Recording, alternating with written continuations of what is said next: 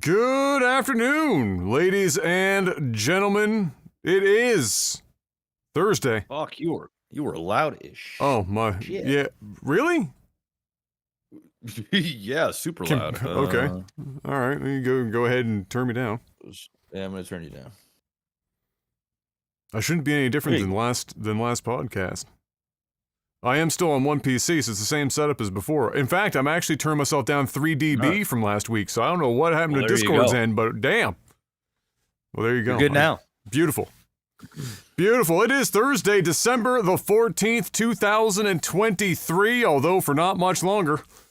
It's another Technical Alpha podcast. Glad you could join us here today. Let me get this all situated here. I'm on one PC, but on 2 monitors instead of 3, so getting OBS is overlaid with 47 other Chrome windows on the side here. Let me do that. That's the right one. Great, fantastic. Chat is up.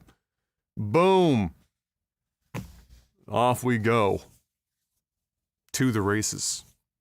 Yeah, there's another great Tech Alpha podcast lined up for you today. What the fuck? Whatever. Start Technical podcast. Great show lined up for you today. Got a couple things to talk about this week. Not as much from the game awards as I would have imagined, but there's a couple things we can talk about there, and then some other things that happened in the week. But you know us, we're good at turning literally nothing into something. It's just our specialty around these parts, and honestly, it's usually better when we do. So without further ado, it's the most important question of the week, Mr. Black. How was your week? It was. What did I do? I think it was just another week this week. Oh, I've been sick. So Yeah, I there's saw been that. Yeah. yeah, I mean, my son, of course, you know. Mhm. I mean, I'm fortunate because he hasn't gotten me sick yet this school year. So this is my, like, Kayla's been sick, Kai's been sick multiple times. I've managed to, I don't know how. To be fair, like, before I got sick, I was spending a lot more time with them. So, like, we were just, like, hanging on the couch, like, fucking playing video games, watching TV, and, you know, I felt it. I was like, man, I'm gonna get sick. And I got sick. Fortunately, it's starting to go away now. So it was pretty much just I started pumping the vitamins, got, you know, a bunch of meds, just putting it down the system, and I just rest like crazy. I took like 3 days off streaming in a row, and I didn't do anything except for like sit in bed, play video games, do virtually fuck all. I was still going to the gym. Like, I took 1 day off because I was super fucking sick, so I had like half-ass workouts. But outside of that, I'm starting to feel better today. Tomorrow, the NoPixel 4.0 launches, so we back on the grind, hardcore. Right. And then yeah, so outside of that, the week's just been kind of just me recovering. That's been my week. So has there been, you mentioned NoPixels 4.0, what are the big, normally when they do a hard reset, there's some sort of substantial mechanic they're adding, or something like that? Dude, Is it like a huge update? Massive. Do you think it's bigger than from 2 to 3? Like, is it a bigger leap? Infinitely Wow. bigger. Because 2 to 3 was a sizable upgrade. So this one, it's on another level, bro. Wow. And we haven't even seen it all. It's on another level. Even the graphically, they overhauled the whole thing. So like the whole they got like big devs doing their thing. So we'll see. Fancy. I'm in queue for it right now. I'm just waiting to create my character. I saw that. I saw you in 5M, and I was like, oh, something must be going on there on the side. That's exciting. Do you have, not to give anything away, but like, are you continuing OTT? But it's from scratch kind of No, a it's situation? 5 years in the future. It's 5 years in the future. Okay. Is So that just like a before- server-wide thing where they say it's Yes. 5 years? Oh, okay. Yeah. And before it ended, I folded the gang, so I don't I have saw that. my gang anymore. All that stuff. So we're just basically, I'm going in fresh, whole new things. We'll see That's what kind of happens. exciting because you do what you're doing for a long enough time, and eventually, I'm sure it feels like you want to press the reset button and try something different. Once you're already deep in a storyline with like a fucking whole game, That's it's it. hard to be like wake up one day and be like, guys, sorry. Yep. You gotta, but hey, this time now you get a reason. Everyone's on the reset, gives you a reason. Well, I'm looking forward to seeing what the next adventure of Out of Tune Tyrone is going to be. Oh, you said it right. Wow, there you go. Not a lot of people say it right. They say auto tune. Auto Tune Tyrone. It's easier to say. It's almost a tongue twister. Out of Tune Tyrone. It's almost a tongue twister. But yeah, there you go. So yeah, that's exciting. I also just one sec here. Yeah. I also this week I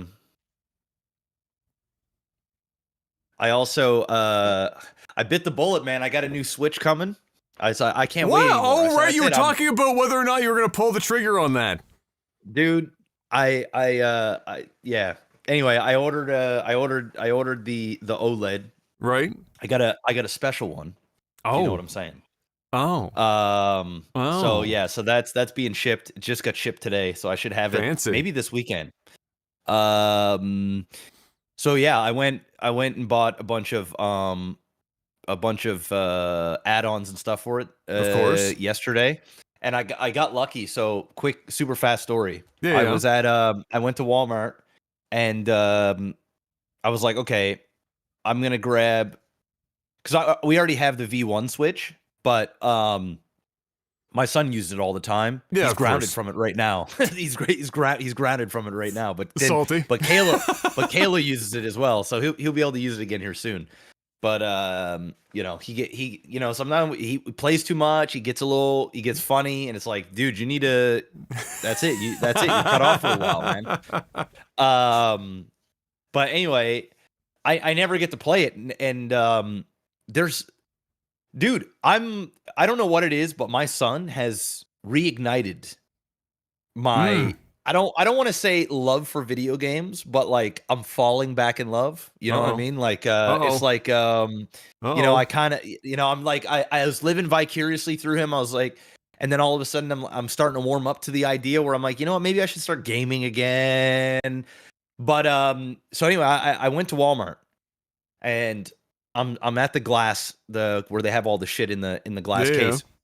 There's this older woman at Walmart that worked there, and she was standing by the video game stuff with a cart, and she was on her radio or little mouthpiece thing, and she was like kind of looking in the case and giving off numbers and stuff like that.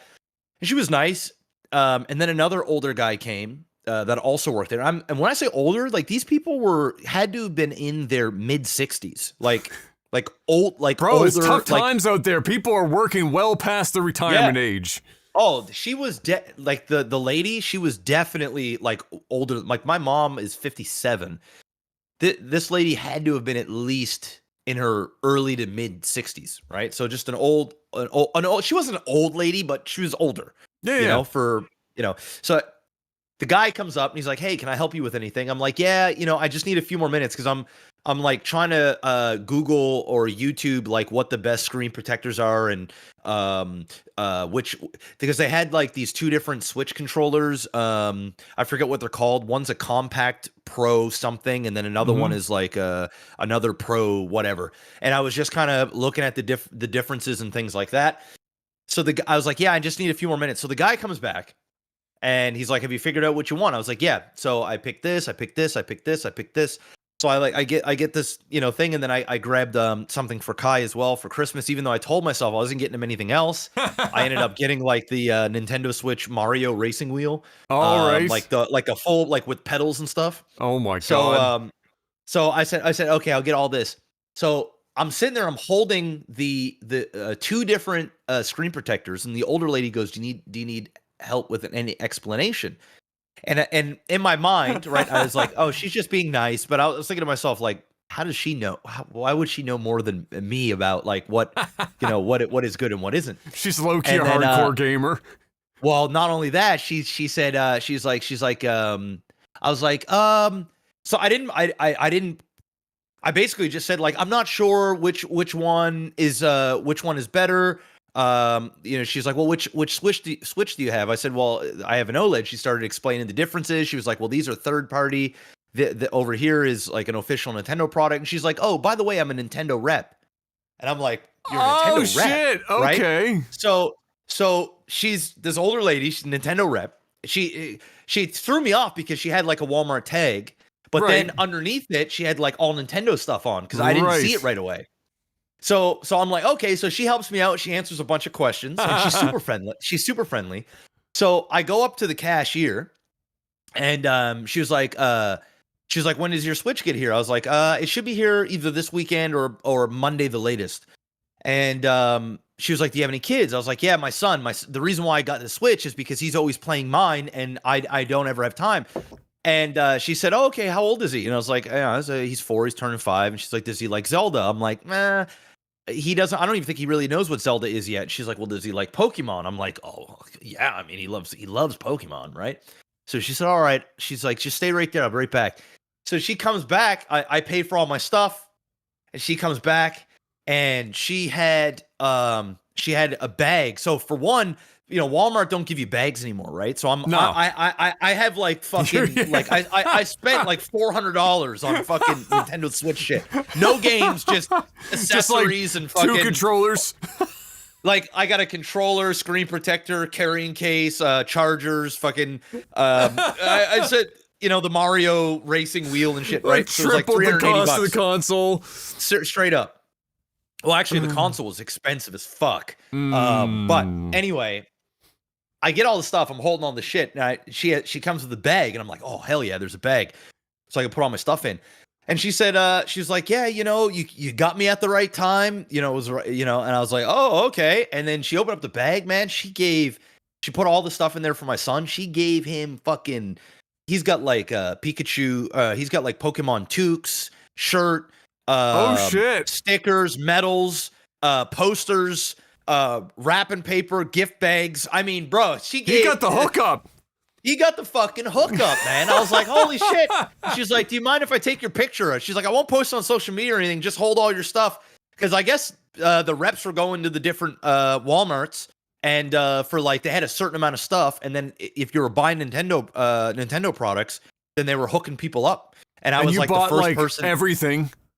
I got everything, and she just gave everything. So that was pretty cool. So anyway, I got all. That's pretty dope. I'm just gonna throw all that stuff in like Kai's stocking and let's go. Yeah. So anyway, that was my yesterday. That's dope, man. Fuck, man, that makes it easy, especially like stocking stuffer. I have the hardest time buying stocking stuffers now. It's just. Like it's one of those things where like the stuff that you put in it is typically stuff that they already buy for themselves and they already like constantly have it on hand, and it's such a pain in the ass to fill a stocking. But that made it pretty easy. She already she gave you everything you needed. That's pretty dope. Yep. That's pretty dope. Yeah, no, it's good. I didn't run into any old ladies giving me shit this week, unfortunately. Oh, okay. No, I didn't have that experience. But I did. We did go shopping. We were not necessarily for Christmas presents, but for like some extra decorations and stuff. This is our first real Christmas in the house, and I have a ton of decorations, but a lot of my decorations were bought for a totally different house. So like there were decorations that were meant for parts of the house design that don't exist here. Like we don't have railings really here. Where in my first house, it was a 3-story townhouse, and there was like 40,000 feet of railings. So I had like garland and shit for like wrapping the railings up and Christmas balls. None of that has a place here. So we needed to like get some other stuff to supplement what was left over for Christmas decorations. And so we were out buying some of that stuff and got a few more things. What were we looking for specifically? There was. Well, we wanted to get a nativity scene because we didn't have a nativity scene yet. And we had found a nativity scene. What the fuck is that? A nativity scene? Yeah, I don't know what that the is. Jesus Mary Joseph figurine. Like usually, like you have like a set. Like the dinner?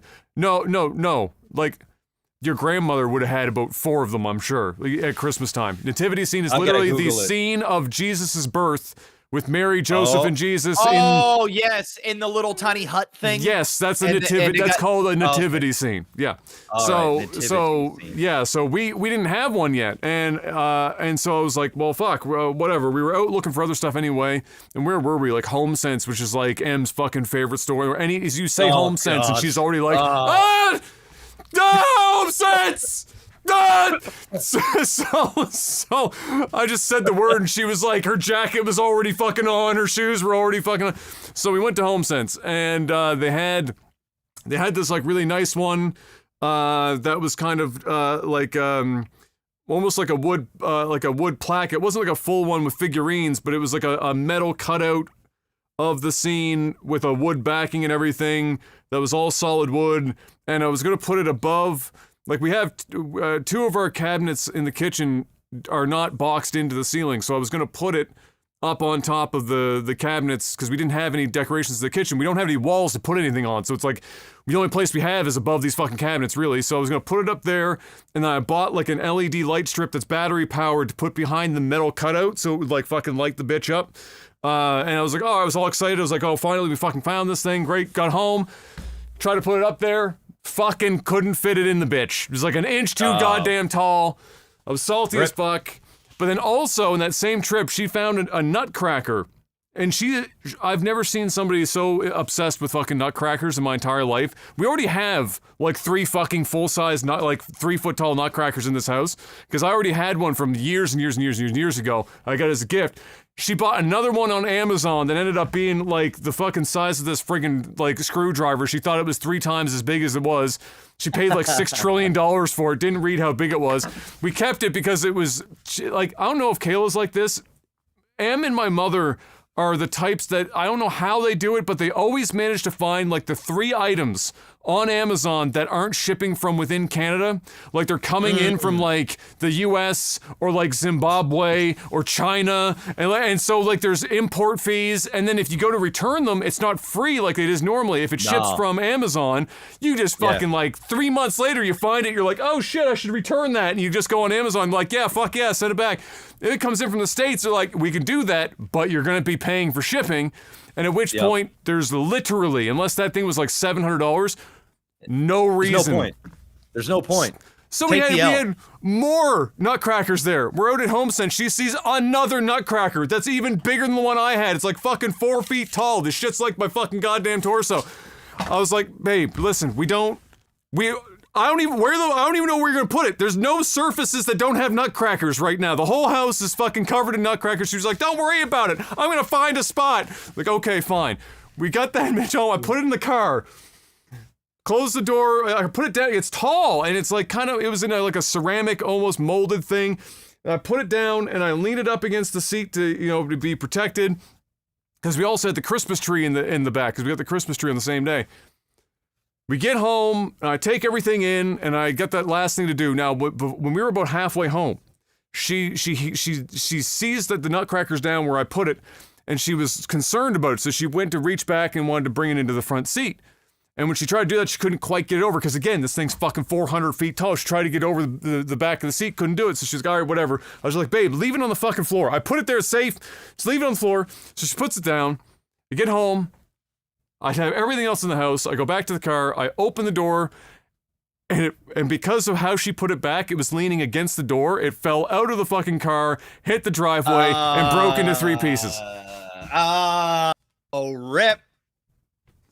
And I'm sitting outside in the dark. She's in the house, and she's been so happy all day. She's been just fucking Pippi fucking long stockings the whole day, skipping around.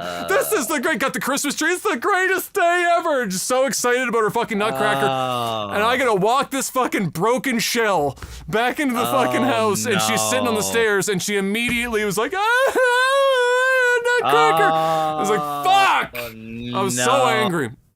Anyway, Adam was primed to get laid that night, and zero action happened. Everything was going He didn't have his nuts cracked at all. No! It was just like, oh, you shouldn't have. I knew it, and I was so angry. I was so angry because I knew it was going to fuck the whole thing. I knew it was going to fuck the whole thing. Everything was just fucked. Oh, bro. So I don't know why, but when they made this, well, I know why, because it's a cheap piece of shit that they're selling for $40. But the base, so this thing is legitimately like this fucking tall, right? And when I picked it up, it felt solid. Like the top part of this nutcracker is like, it feels like it's fucking like a quarter-inch thick, like it's heavy. But at the base, for whatever reason, you would think that the base would be solid. Nah, the base, it isn't even all formed. So they formed the nutcracker and then they glued the bitch like to the base, but the legs and the feet are like dead. So Dad fixed it. It was jagged enough that super glue could fucking hold the bitch back together again. But Dad was like, I don't know who the fuck made this thing, but he said there are parts of that are like a 32nd of an inch.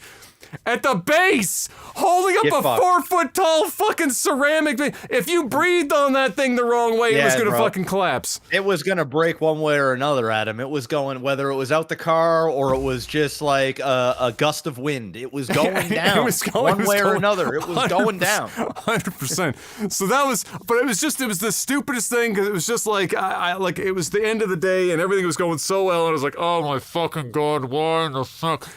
Anyway, it's fixed now. It'll be okay. She's happy now. It's fine. But at the time, I was just like soul crushed. But we got the tree. Everything's out. We decorated this week. We're ready. We got a big family get together tomorrow. We're going to be hosting here this year because Mom and Dad's place is torn to shit. Dad's renovating it. And so my aunt and uncle and my cousin are going out west to spend Christmas with their daughter and his sister. And so before they go out there, we're having we would get together on Christmas Eve. But since they're flying out there, we're having it tomorrow.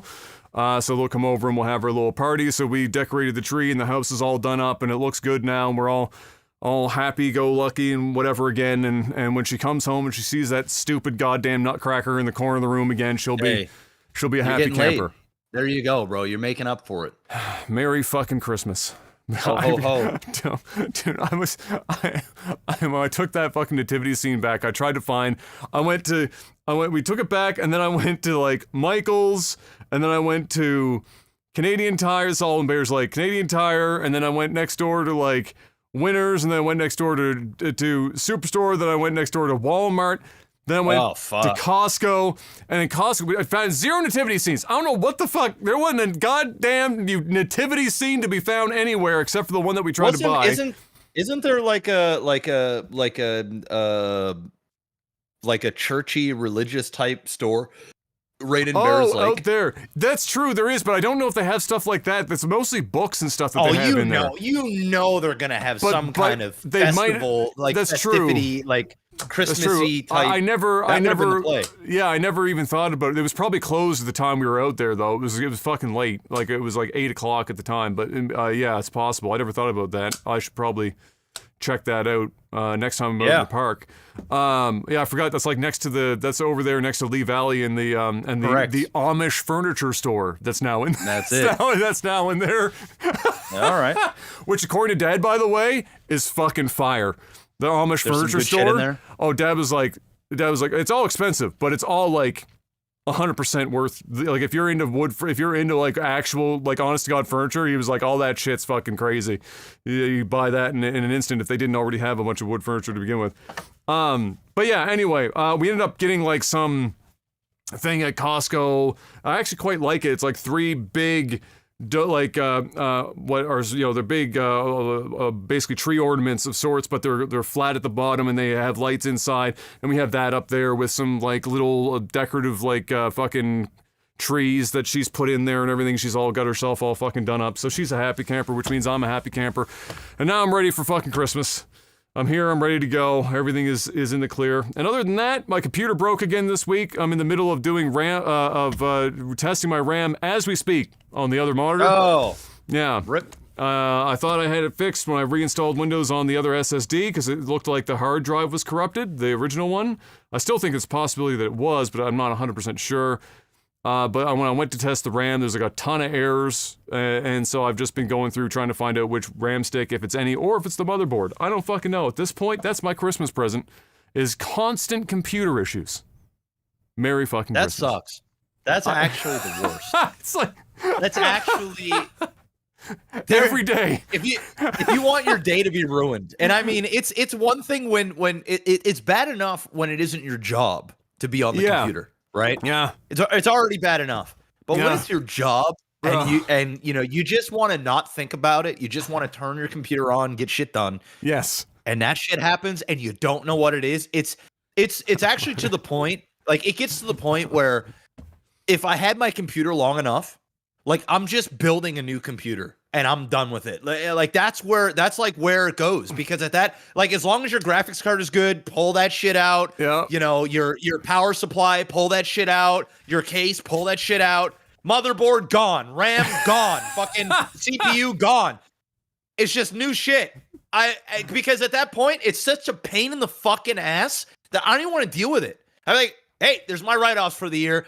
I'm fucking buying a new computer. Fortunately, that shit only happens like once every 4 or 5 years. So like you're like, it kind of gives you this push to go get it done. But it's the worst, bro. It's fucking brutal. I just reinstalled Windows and everything, and then I'm pretty sure that this corrupted that fucking file. So even when I figure this out, I'm gonna have to reinstall Windows again. Oh, fuck it's me. Just fucking goddamn terrible. I don't envy you. But, so far, I guess the positive is that so far it looks like none of the RAM sticks have problems. I think it's just the motherboard is shit, and it doesn't want to hold... RAM to have the problem. That's the thing. Well, that's it, because it's cheap. It's cheap. It's like, okay, I'll just go buy some new sticks of RAM, and it'll be here in fucking 2 days, or I could just go to Canadian Computers, buy some RAM, and be... it's fixed. Motherboard is a whole slew of fuck. It's a whole no. That's a no, bro. That's a no. That's like your dick not working. You know what I mean? That's literally like your dick doesn't work anymore, and you're like, well, fuck.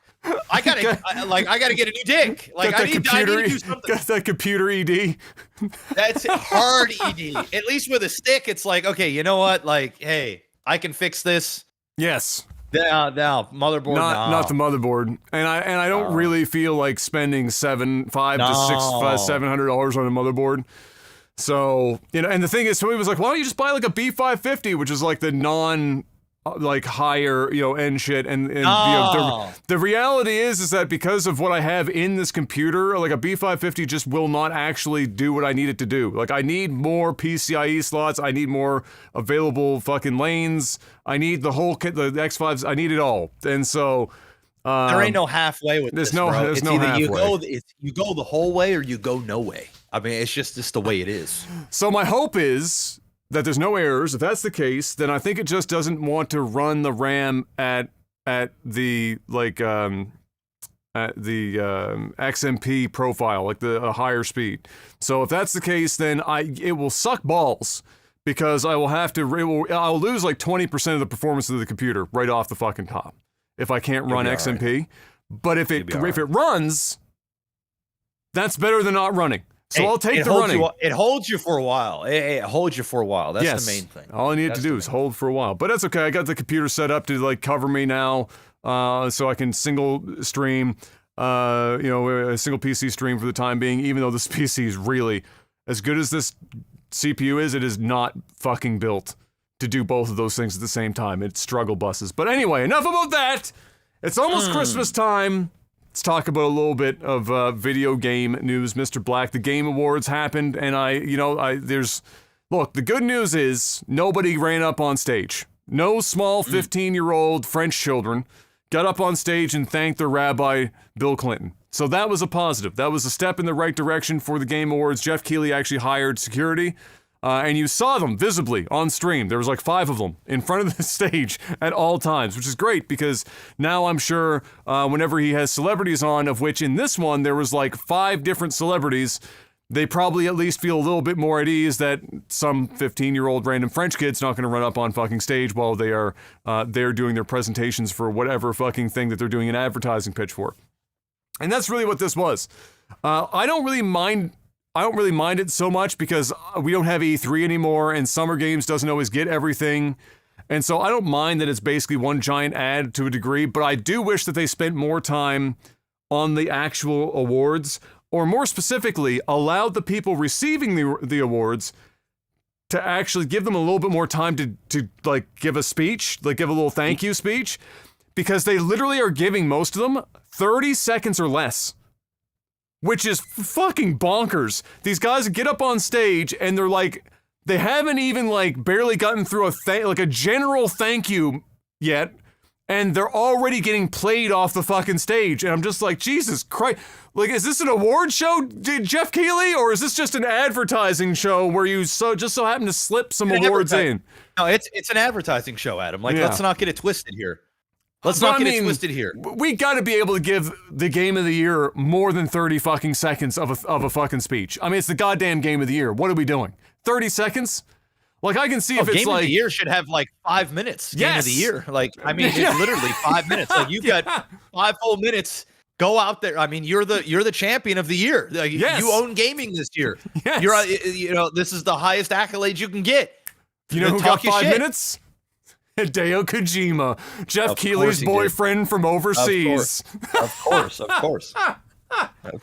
Dude, I'm not even joking. So I made the pun. First of all, I had a bingo card that we were playing bingo at the awards. I came up with a bunch of shit that I thought was going to happen, and we were playing like fucking bingo with all the shit that went down. One of the squares was Hideo Kojima. Hideo Kojima gets on stage, Jeff Keighley gets an erection. And no shit. So Jeff Keighley, you can tell when Kojima's about to come out on stage because he cannot contain.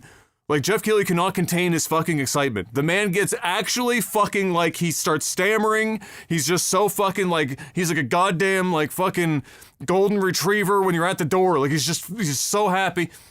And so you know it's about to happen. And sure as shit, here comes Kojima walking through a door or some shit. It's not Death Stranding 2. It's a totally different game. I had this in the notes, actually. I think what is it called? OD is the name of it. And he's working with Jordan Peele, actually, to make this game. And it looks like it's a horror game, which means a lot of people are taking away from what we're seeing of this and hearing of it, that it's kind of like, remember PT and how they canceled that and everything else back in the day? That was him and Guillermo del Toro were working on that horror game that was like a Silent Hill piece. OD seems to be like the rebirth of a PT style horror game, except now he's working with Jordan Peele instead. So that's a hell of a combo. I was happy to see that. You know, that seems like a pretty good duo. Jordan Peele was there. He was out on stage.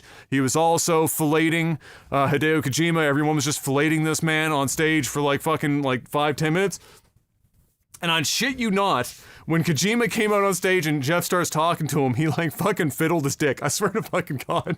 I swear to God, I'm watching this on the camera, and he had a little twitch, and like he had to get it, he had to move it a little bit, and I was like, oh, there it is, a fucking erection, bingo. And so anyway, he got out there. So Game of the Year didn't get 5 minutes, but Hideo Kojima got all the time he needed. Oh yeah, they ain't gonna play the music for him, bro. No. He is the music. yeah.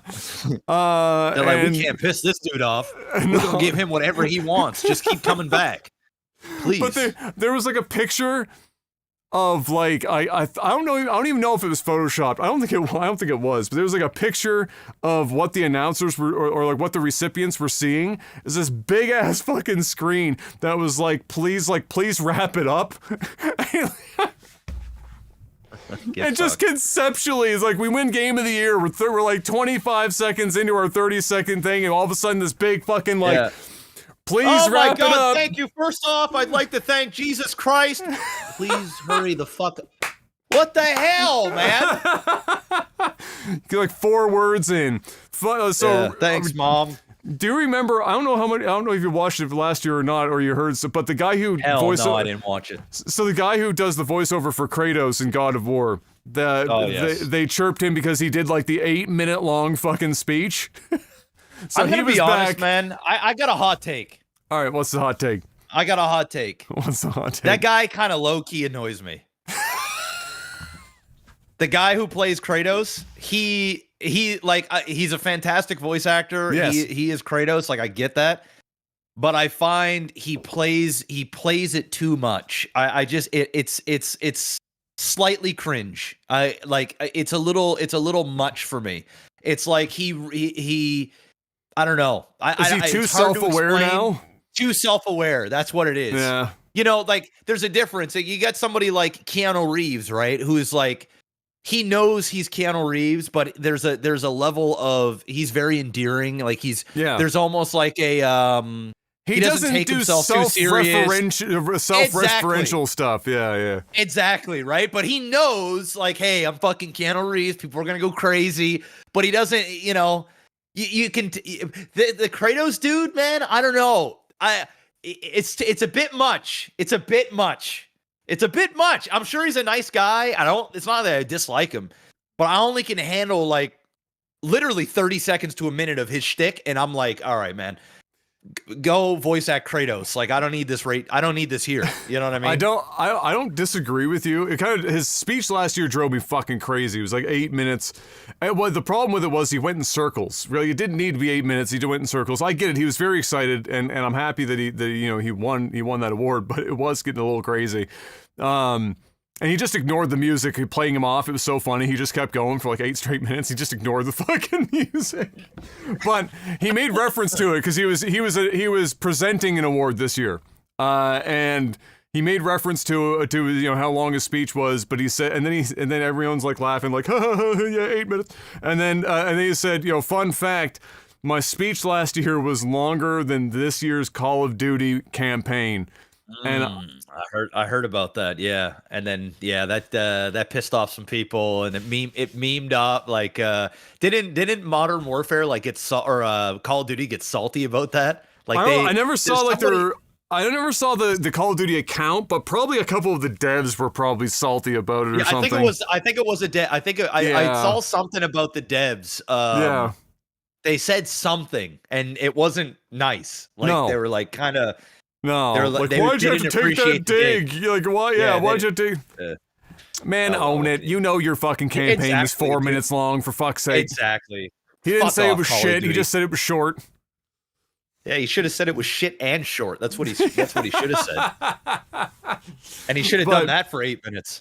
Yes, but wouldn't have been as annoying. Or like go up there and just rip midfield, just a new asshole for about fucking.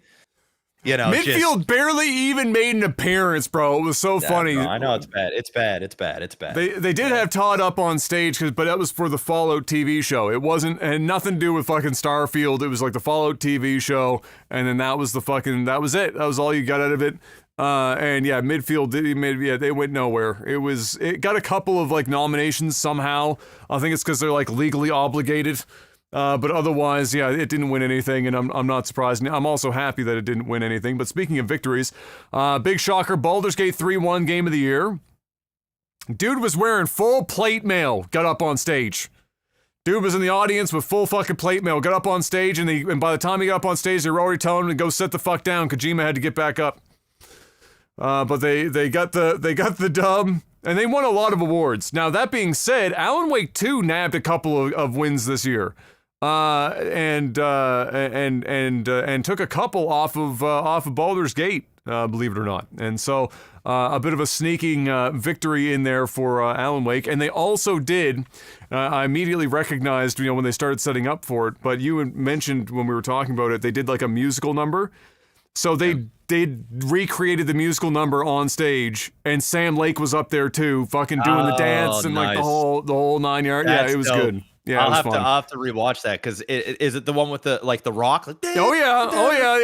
It's literally like from the game, basically. They redid it. So the guy who plays Alan Wake is up on stage. Sam Lake is up on stage, and they had cool. Yeah, it was good. It was fun. That's cool. I have to rewatch that, because that in my opinion, artistically in the game, like I don't know what it was like on stage, but like, bro, man, that shit was so good. It was so creative, and it was so out of left field, but it totally made sense at the same time. It was fantastic. It was just so. It was like fun as a stage thing. Yeah, no, bro. Like when you're playing the game, it's like, and the thing is, it's very action packed. Like that part of the game, it's very action packed. So like you're fucking killing these, these like zombie things, in high octane while this rock and roll music is going, and the visuals are just nuts. It's dope. It's dope. Yeah, they did a good job. Like without context, all you're seeing is just a bunch of them up on stage having a good time, which was what I got because I never played the game. But for people who played the game, it's probably adds another layer to it. But I was just so surprised to see Sam Lake get up there and fucking be dancing alongside everyone else. But it was kind of funny to watch because like we said last week, I'm just seeing Max Payne dance around on fucking stage is all I can see whenever I see Sam Lake. So yeah, they won Game of the Year. Alan Wake 2 won a bunch of a couple or 2 or 3 awards, and then like I mentioned, new Kojima game with Jordan Peele. I believe they called that OD. So that's going to be like a horror suspense kind of a deal, and in typical Hideo Kojima style, just like with Death Stranding, where he was like, it's a Strand game, whatever the fuck that meant, and then we never knew. Like he's calling it some other revolutionary thing.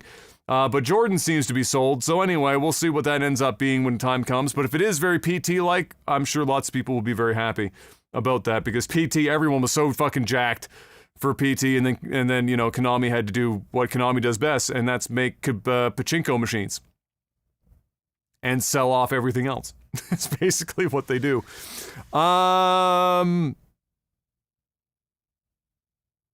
Oh, right. Okay, so one of the things also that was at the show, but also just a general announcement this week, and you probably saw this pop up, is that Lego and Fortnite, a crossover that was painfully obvious and yet took forever to happen. I'm assuming because it required a lot of paperwork to make it happen, but Lego and Fortnite are having a proper crossover, teamed up to create a new mode in the game that will also eventually, as we found out earlier this week as well, support various mods, just like the regular Fortnite game itself.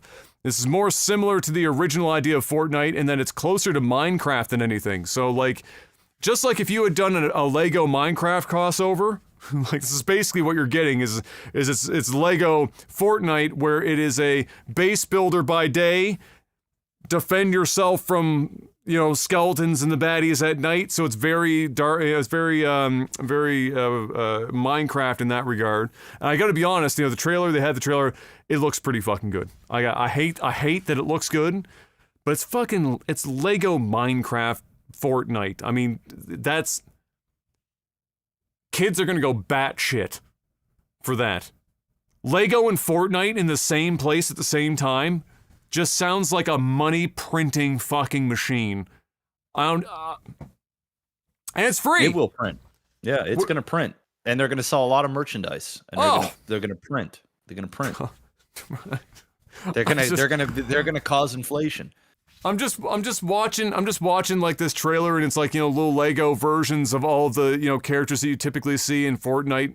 Trailers running around, but Lego versions of themselves doing the hitting the fucking goddamn gritty and shit, and fucking it's just like, all right, here we are, Gen Alpha or whatever is going to be enjoying this, and honestly, there's probably going to be a bunch of millennials running around in that game too, because I've been tempted to give it a look, but we got to see that this week, and then in an interview with Game Informer this week, the leads for Breath of the Wild and Tears of the Kingdom seem to believe that they won't be returning to that style of world, as they feel they've done everything that they can with it.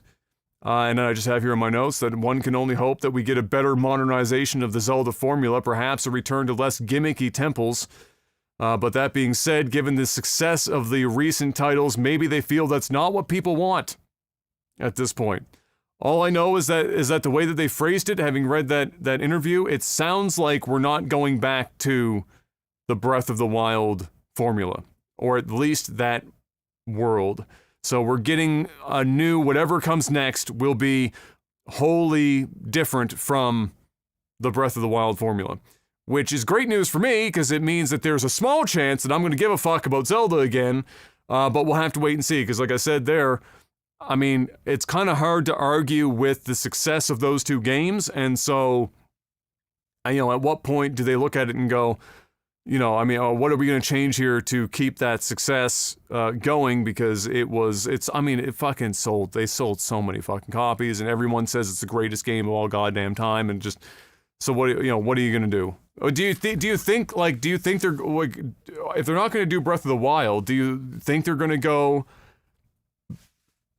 more traditional, or do you think they're going to do what they did with Breath of the Wild and then try something totally different again, where they just like jump into something new? I don't think so. I think it'll be a mismatch. I think it'll be a match with some Breath of the Wild elements, but with some of the old school, old Ocarina like design and philosophy. Yeah. That's what I'm hoping for. Is I would like to have the world and exploration factor that Breath of the Wild gave us, but I want the temple designs, and quality that we got in the older Zelda titles. I don't need 250 fucking temples or 250 shrines. I want 8 to 10 handcrafted temples. Yeah. 5 of which are like the core ones that really knock it out of the park or whatever the fuck. And then some side bitches that are just fun little fucking distractions. And then just give me the exploration factor of and I'm good. And the map doesn't need to be this fucking side. That the game was so fucking huge. Like Breath of the Wild took like 6 hours to walk from one side to the other. It don't need to be that fucking big, because when you make it that big, then you feel like you have to fill it full of shit. Just bring that shit back. But yeah, we'll have to wait and see what happens. I'm just happy to hear that there's a chance. Insert Dumb and Dumber. So you're saying there's a chance. .gif. That we're gonna get something that is different enough from what we've been getting to get me interested in Zelda again. In an interesting turn of events, Mr. Black, while Epic mostly lost their battle against Apple in their case trying to prove anti-competitor / consumer practices with its walled garden strategy on the App Store, they've managed to get some sort of win in their similar case against Google with its Android platform. So we talked about the Epic versus Apple case off and on for months, as it was, one, interesting on its own, but two, because of who got dragged into this whole thing. I mean, Microsoft got dragged in, Nintendo, Sony, everyone was having to talk about their shit. We got a lot of like interesting information come out of that lawsuit, for better or worse. But ultimately, they didn't really win anything with Apple. The judge didn't even let it basically go to court for more, for all intents and purposes. Judge was like, nah, Apple, continue doing Apple things. Have fun. But when it came to Google, that's not what happened. So with Google, it went to jury, and the jury said, get fucked. Send it to the judge for the judge to come up with a solution to this, because they believe that after some information came out that Google was in fact doing anti-competitor and therefore anti-consumer practices, while also, so trying to create some sort of walled garden. So let me just try to explain this a little bit more. So, I mean, we all know that, for example, Apple is I called it, it's a walled garden, meaning everything is Apple. The phone is made by Apple, the software is made by Apple, the App Store is made by Apple, what goes on the App Store is decided by Apple, everything is Apple. There is no outside anything. Android is an open source platform, so that's why you've got, Samsung and LG and all these other Sony, all these other manufacturers that can make the phones, unlike Apple, who just make their own phones. And then you also have the ability, then you have different launchers, so that's why like a Samsung phone looks different from an LG phone and whatnot. And then within that, the Google Play Store, which is the App Store, there are technically stores that are not from Google that you can totally use, so you don't have to use Google's store. Of course, the vast majority of people do, and many people probably don't even realize that other versions of these stores exist for you to get your apps from, but they do. And in the midst of this court case, it was discovered, as per usual, that people really got to start watching what they put in emails, bro. It's like there's just out here getting lax in the emails, but there was a bunch of Google execs and top brass emailing about how they were making inside deals with companies to give separate cuts for certain people and do certain things to basically make sure that the Google Play Store was like the de facto store for every phone.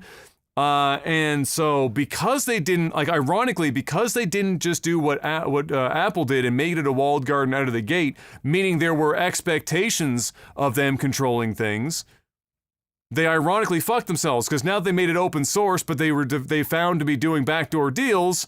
The jury said, nah, you fucked up, and now we're sending it to the judge. So Google shot themselves in the foot a bit, and will unfortunately have some sort of verdict brought down on them. We don't know what that is yet, so we don't know what the judge will decide they'll have to do. But this is all in the same idea of like the whole, Apple takes 30% of all revenue on the App Store. And it was a similar thing with, with Google after, I think it was like the first million or something, then they take 30%. And then all the things that come around that. And then and Epic Games and Tim Sweeney been fighting that for quite some time. So it's a bit of a win for smaller developers for sure if this goes through and they change that. I do find it very corporate America fucky that the walled garden Apple got away with it because they were a walled garden, and then ironically the one that was open source and free for everyone to kind of as like an open market, because Google made a couple of fucking backdoor deals on an open market. Ironically, they end up getting slapped with the fucking problem at the end of the day. So, like, it just goes to show, sometimes you're better off just doing all the bad shit, and if it's expected, people just go,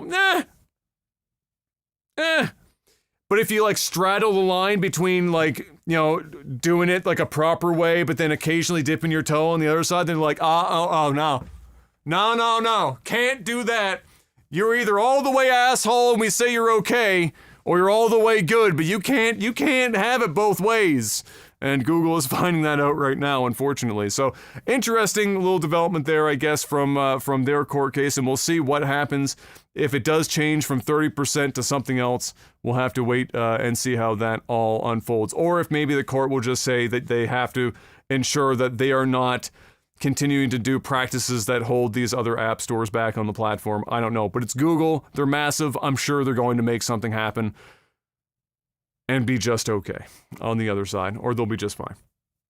Now, Mr. Black, now that I've put you to sleep, it's time to wake back up, Mr. Black. It's time to talk about put me to titties. sleep. Oh, you got my attention. You had me at titties.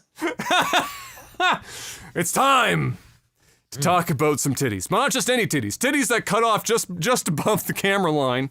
That became a meta on Twitch for about 5 days before they started cracking down on it, because they were like, Jesus, you can't give these people anything. You give them an inch, they take a mile, Mr. Black.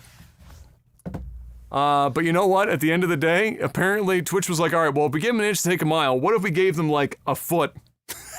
What do they do? What do they do if we give them 12 times as much as they normally get, if you know what I'm saying? So this week, Twitch announced some updates to their, and this was just the last 48 hours, like 24 hours possibly. I can't remember if it was yesterday or the day before. Some updates to their content policies. That was, once again, we're back at the well where they go, we've heard you guys, and we've heard you say that our content guidelines are not clear enough, and so we're here to clarify, again, our content guidelines, to update them and inform you on what each one of these things mean. And so they put out a big, fancy fucking blog post. I'm going to condense this down to you. Remember like 2 years ago how I said that eventually Twitch is just going to have an 18 plus side of the fucking website where it's basically just softcore porn, if not porn? We are one half step away from that. We're right there. We are on the precipice with this change. We're right there. So basically, what this one comes with is it comes after, like I was talking about the meta with the girls and the topless in the front of the camera thing and just oiling up their fucking tits and just standing in front of the camera. To be an attractive female with no shame and make all that money, it must be nice. I'd love to do it myself. Go and get your money. To be frank, some of them aren't very attractive. It doesn't seem to matter. No, it doesn't. Stick. This, it's very specific assets that are required for these things to make money. The changes include full nudity for art streams drawn specifically. So if you're an artist, I'm sure right now if you went on the art side of this website, that we used to stream to for this podcast. If you went on over there right now, I'm about 90% sure that you'll find at least 3 artists drawing furry porn, full-blown cock and balls, fucking some furry pussy up, titties flying, just fucking absolute hot mess. I'm almost positive you're gonna find some of that shit. You're gonna find some tasteful art in which there is some nudity, and then a lot of just really thirsty, dirty, raunchy, I sell this on the side of doing my normal job and make 30 grand a month on a fucking Patreon page type shit. Where they are now just able to do that because they open that up to everything. There is no, if it's drawn on paper or other digital, you're good. Now, what about real life titties and painting them? They didn't make a move on there. You still have to follow the guidelines, and I guess which includes wearing nipple pasties, and then you can just paint your tits all you want. I guess is how that goes. So that hasn't changed. But for the art side, it's probably a nut house on there today. I'm scared. I gotta be honest. Maybe it's I can't go. I'm not going. I can't. I don't. It's too risky. I can't do it. But they did that. They also updated it to include. Oh boy. All right. So now we've twerking and pole dancing are fully okay on Twitch. Without even a special content label. So you can just have that shit, raw dog, twerking and pole. You might even do both at the same time. You might twerk on the fucking pole. In fact, that's probably something that's happening right now. There's probably somebody twerking on a fucking stripper pole right now on Twitch. And that's okay under the new guidelines. Without a special label. You don't need an adult theme label or anything like that. Just go and clap them fucking cheeks and them fucking yoga pants that your ass been eating up for the last fucking 9 months. Go clap them. Make some money. It's hard times out there. A lot of people would love to be able to make money by clapping their cheeks in a pair of fucking Lululemons, alright? Me included. I ain't got no cheeks. I ain't got no hair. I got no tits. My dick ain't even that big. I can't make money doing this, but you can. So just do it. Get your money. Make it happen. Get out there. Live your best life.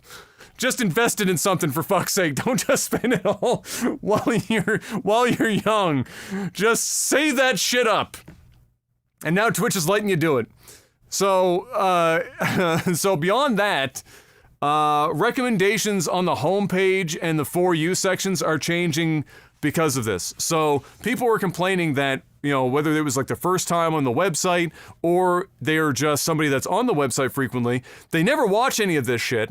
But because of the engagement on these channels and how popular they are, you just turn on the Twitch homepage, you just got a pair of tits just all up in your grill on the homepage. And if somebody walking into that room, they think you're watching porn. You're like, no, I'm actually on a website that used to be about streaming video games and talking about what was going on in the world. Now it's just a place where people can dry hump fucking inflatable bananas and fucking grease up their tits and make some money on the side. And it just so happens to also have some games if you want to watch some games. And so, unfortunately, that was not something a lot of people were particularly happy about for obvious reasons. And so they are now by default removing that kind of content from the suggestions. Some people are saying, and I would agree with this, because it's just, if you're going to have it on the site, default it to off. But if you want to turn that filter off so that you can see everything that the site has to offer, just have it in the user's fucking options on their profile so that they can fucking turn that shit on. If they want to see some fucking titties or whatever else, let them see titties if they need to. But they are making that change, so that's a welcome change as well. And my last note here is I gotta keep it 100. I already said this a couple of years ago.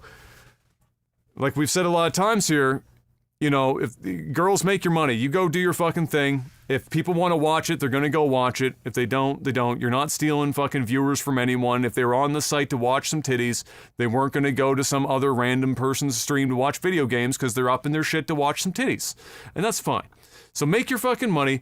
It's the problem was with Twitch and their application of their policies we've always had a problem with, because it was just all over the place. You'd have some girl wearing like perfectly normal gym clothes, doing a gym workout at a gym and getting fucking banned for 7 days for wearing gym clothes in a gym in public recording a live stream for that, and then you like the next page is a chick literally just dry humping a fucking banana in a blow up inflatable fucking pool, changing a bikini for $50, and that was okay.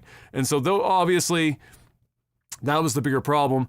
So Twitch just needs to get it over with and admit that they're making a lot of money off of these streamers, and just make an 18 plus section of the website and fucking get it done. Stop.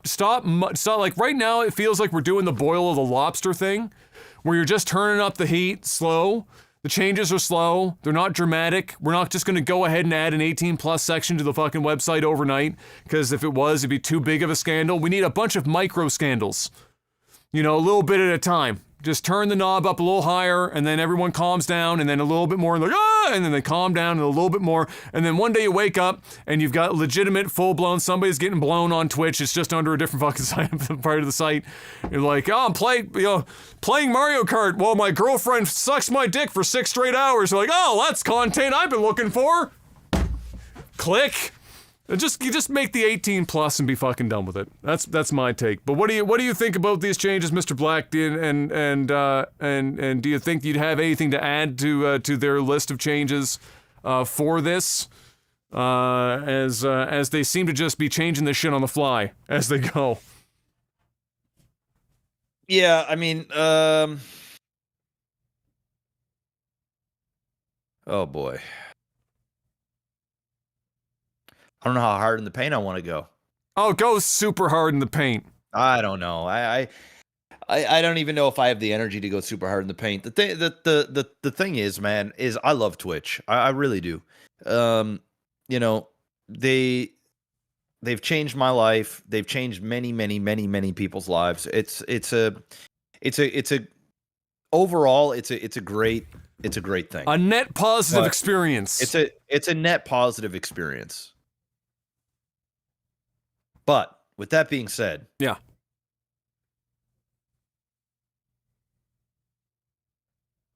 I think this is beneath Twitch. I do. And I think they should be embarrassed. I think they should be ashamed. I think the CEO of Twitch should be embarrassed and ashamed. I've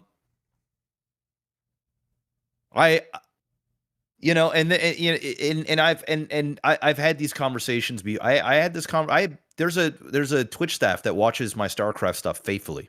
And when this stuff got announced, I think it was yesterday, I ranted about it a little bit, and I'm like, yo, man, I'm sorry, a staffer, but I'm gonna speak the truth here, and this is a bit much, right? Obviously, he isn't weighing in. you know what I mean? Not able to. It isn't. Yeah. And he's also doesn't make the decisions, right? So I don't even know what his standpoint is. Probably not even his department. Exactly. Yeah. Exactly right. But and I work with Twitch. I do stuff with Twitch, and they do treat me well, and the people that I deal with are fantastic, man. They're just fucking great people. The thing is I don't think I'm almost certain these people aren't the ones making the decisions. Like, no, that's a top down. That's a top down thing. 100%, right? Like you said, I'm all for. I'm going to specifically, talk about women here, because let's be real. This isn't something that men are doing on Twitch. No, there might be maybe 5. And I don't even know if there is, but let's just go out and say that it's 99.9% a woman's issue. And this doesn't make me chauvinistic or fucking, I don't hate women, and I'm all for women feeling empowered and whatever. Like, all these arguments that people give you when you speak sense. I understand those arguments, but this is completely different. I get it.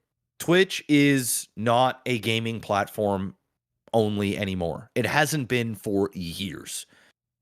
I was telling my chat that years ago, back in 2011, you used to get banned if you were not playing games for 20 minutes or longer. Like, they had the right to ban you.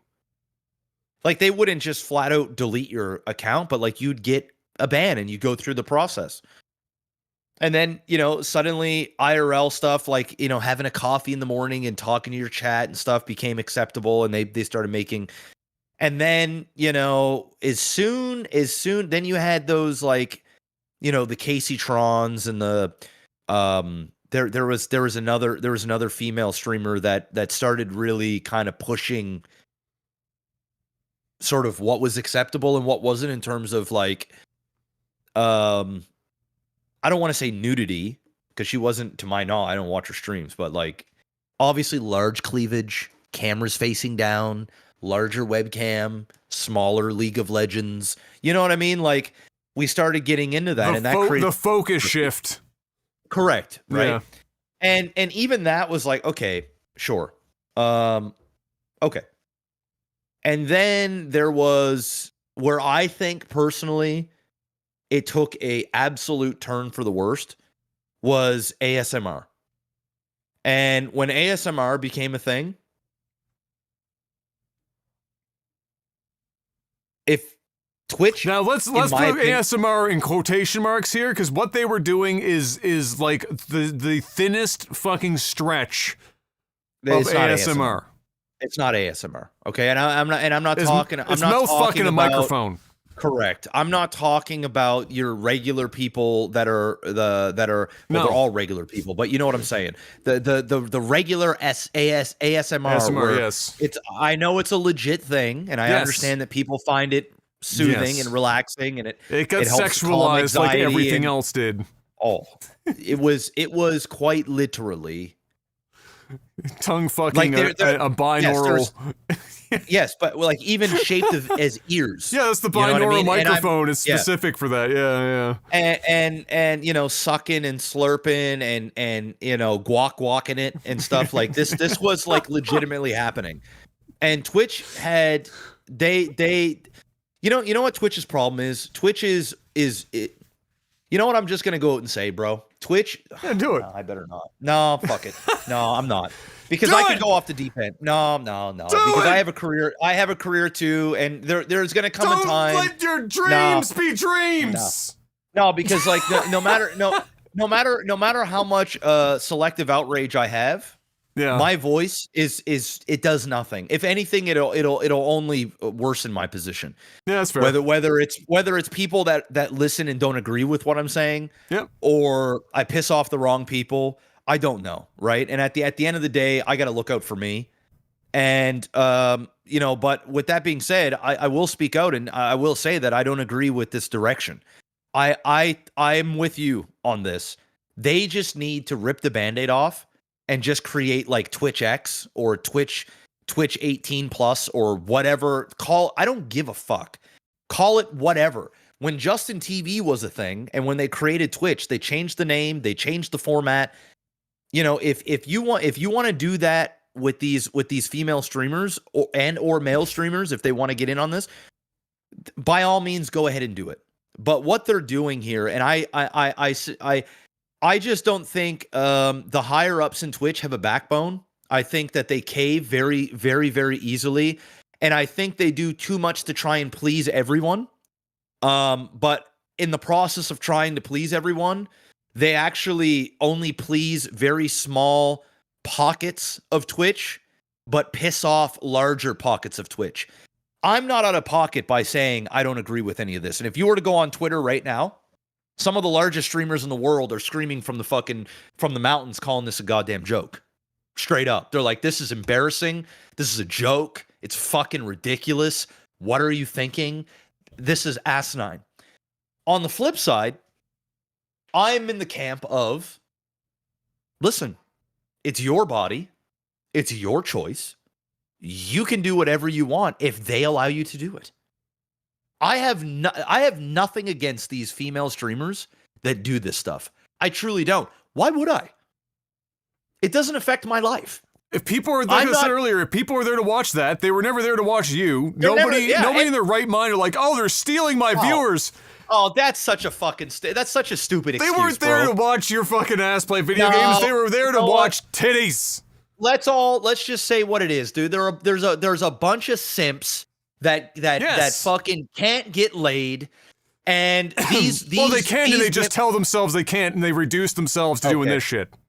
All right, well, there you go. Yeah. However it is, okay, they can, but exactly. Yeah. Thank you. You corrected me, and you're absolutely right, because I believe that the majority of these men that are consuming it, and The females that are incel thing, I think, is just bullshit. It's so fucking that's dumb. That's dumb. Yeah. But they're simping hard, bro, and it is. There are thirst traps. I mean, everywhere. It's not just Twitch. It's Instagram. It's Twitter. It's Facebook. It's Twitch. It's Kick. It's everywhere. It's everything. It's everywhere. Because sex sells and makes money. Correct. Yeah. Correct.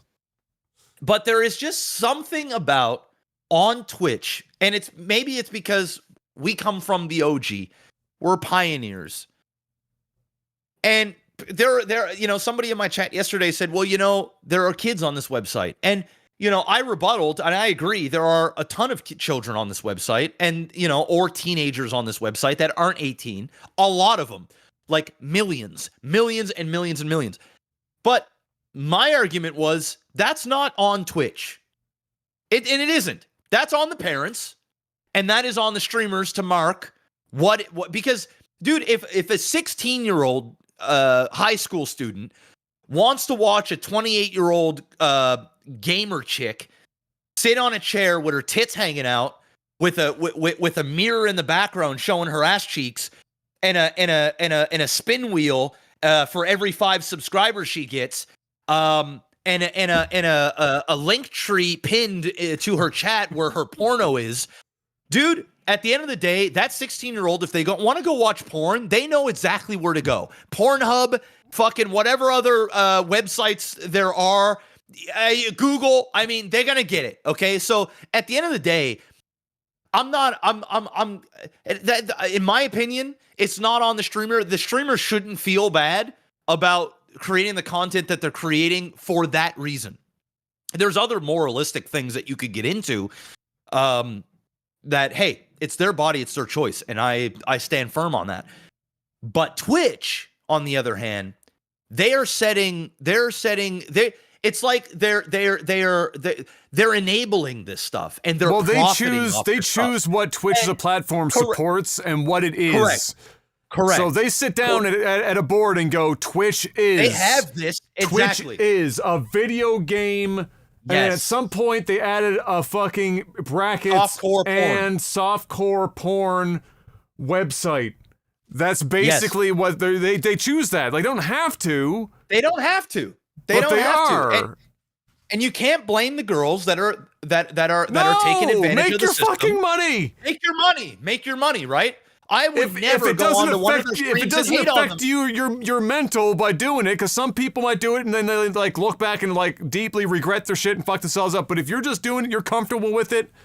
I would wager the vast majority feel that way. They just haven't gotten there yet, and that's on them. That's their life. I've done things, but in my their choice life, to do it, and if the platform lets it happen, then by all means go for it. Yeah. But Twitch is profiting off this, and they're profiting off it greatly, because if they didn't make any money off this, they wouldn't allow this shit to happen, right? Why? You know what I mean? Like, but Amaranth said she was making 500 grand a month on Twitch before the hot tub stream section was added to the website.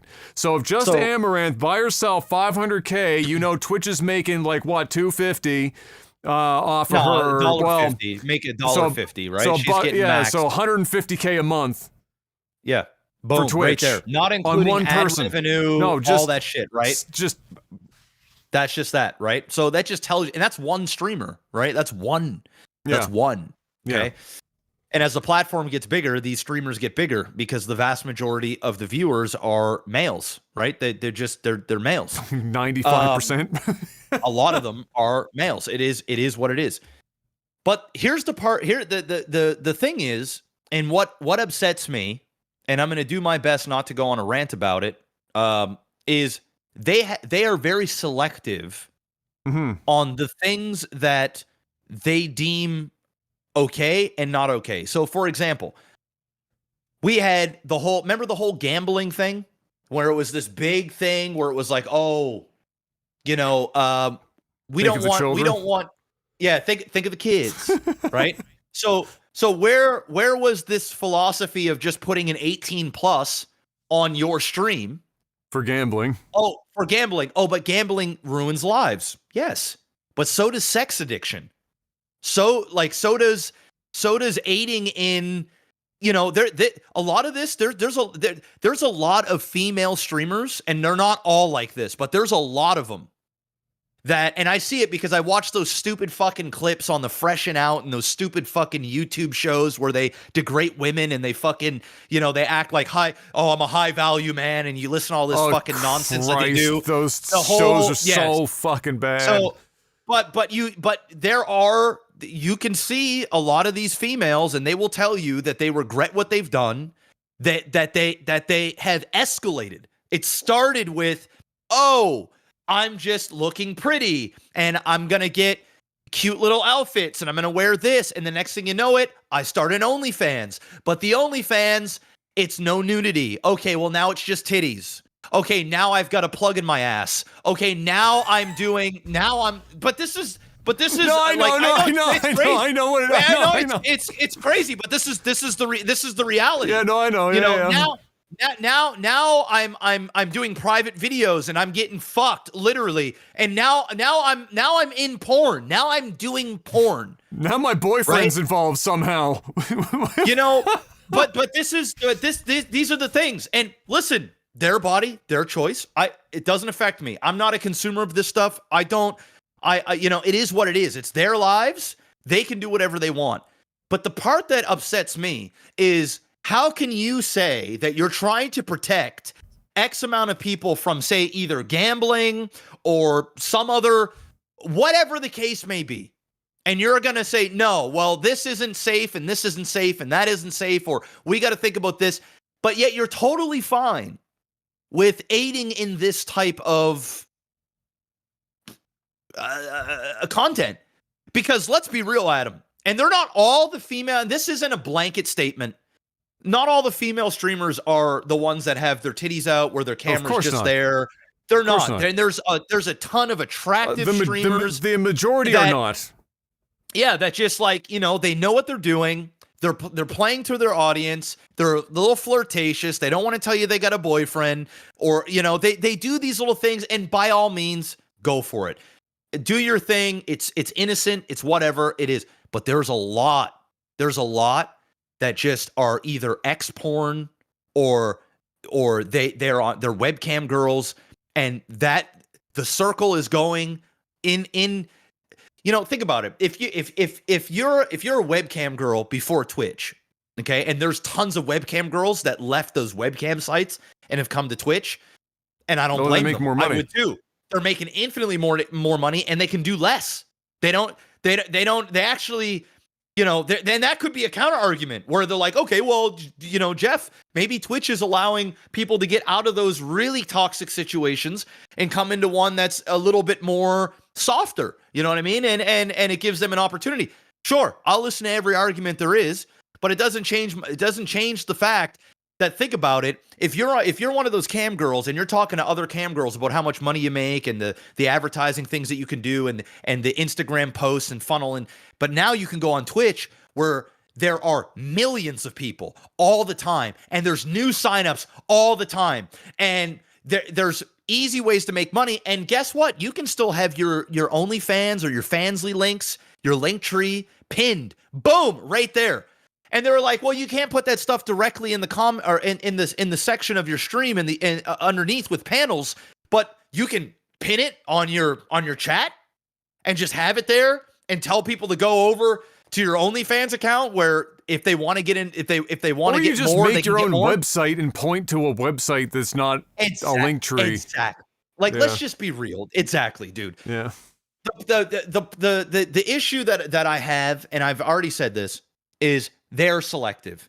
And I think at this point, if they're going to go on that route, then they should just allow people to do virtually whatever the fuck they want to do on your website. Because at the end of the day,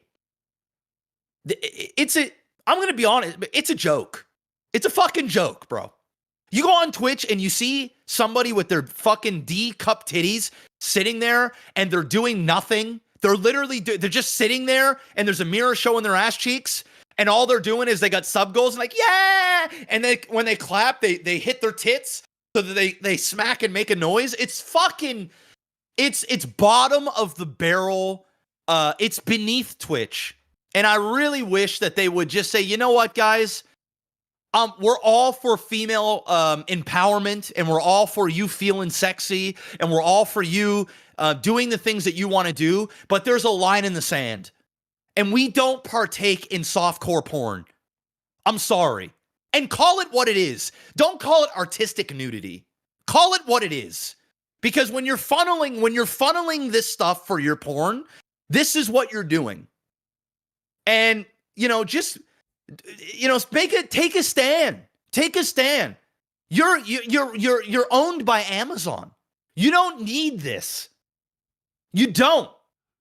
And there's this big thing about payment processors. You remember this thing where some of this where OnlyFans was like, yeah, we're getting away from porn. And then because the payment processors don't want they don't want to elicit, they don't want to be part of this thing, Visa or MasterCard or whatever. I don't know what it was, but they're like, dude, we don't want to do transactions for porn because we understand the negative effects that it can have on people's families. And we don't want to be part of this. And all of a sudden they did a 180 when they realized that people like Amaranth and all the other big, now we're not even on the Amaranth. Now we're talking like celebrities. We're talking like the big shebang. They're like, oh yeah, fuck this. We'll go to Fansly. We'll go to fucking wherever. They'll take us. And they're like, okay, no. What does Twitch got to say about all this? What about at what point do you just say, fuck it, make another site, let's own this, and let's really cash in? Because they could use the Twitch formula on an 18+ site. Obviously, don't make it so it's full porno. You don't need to be a Pornhub.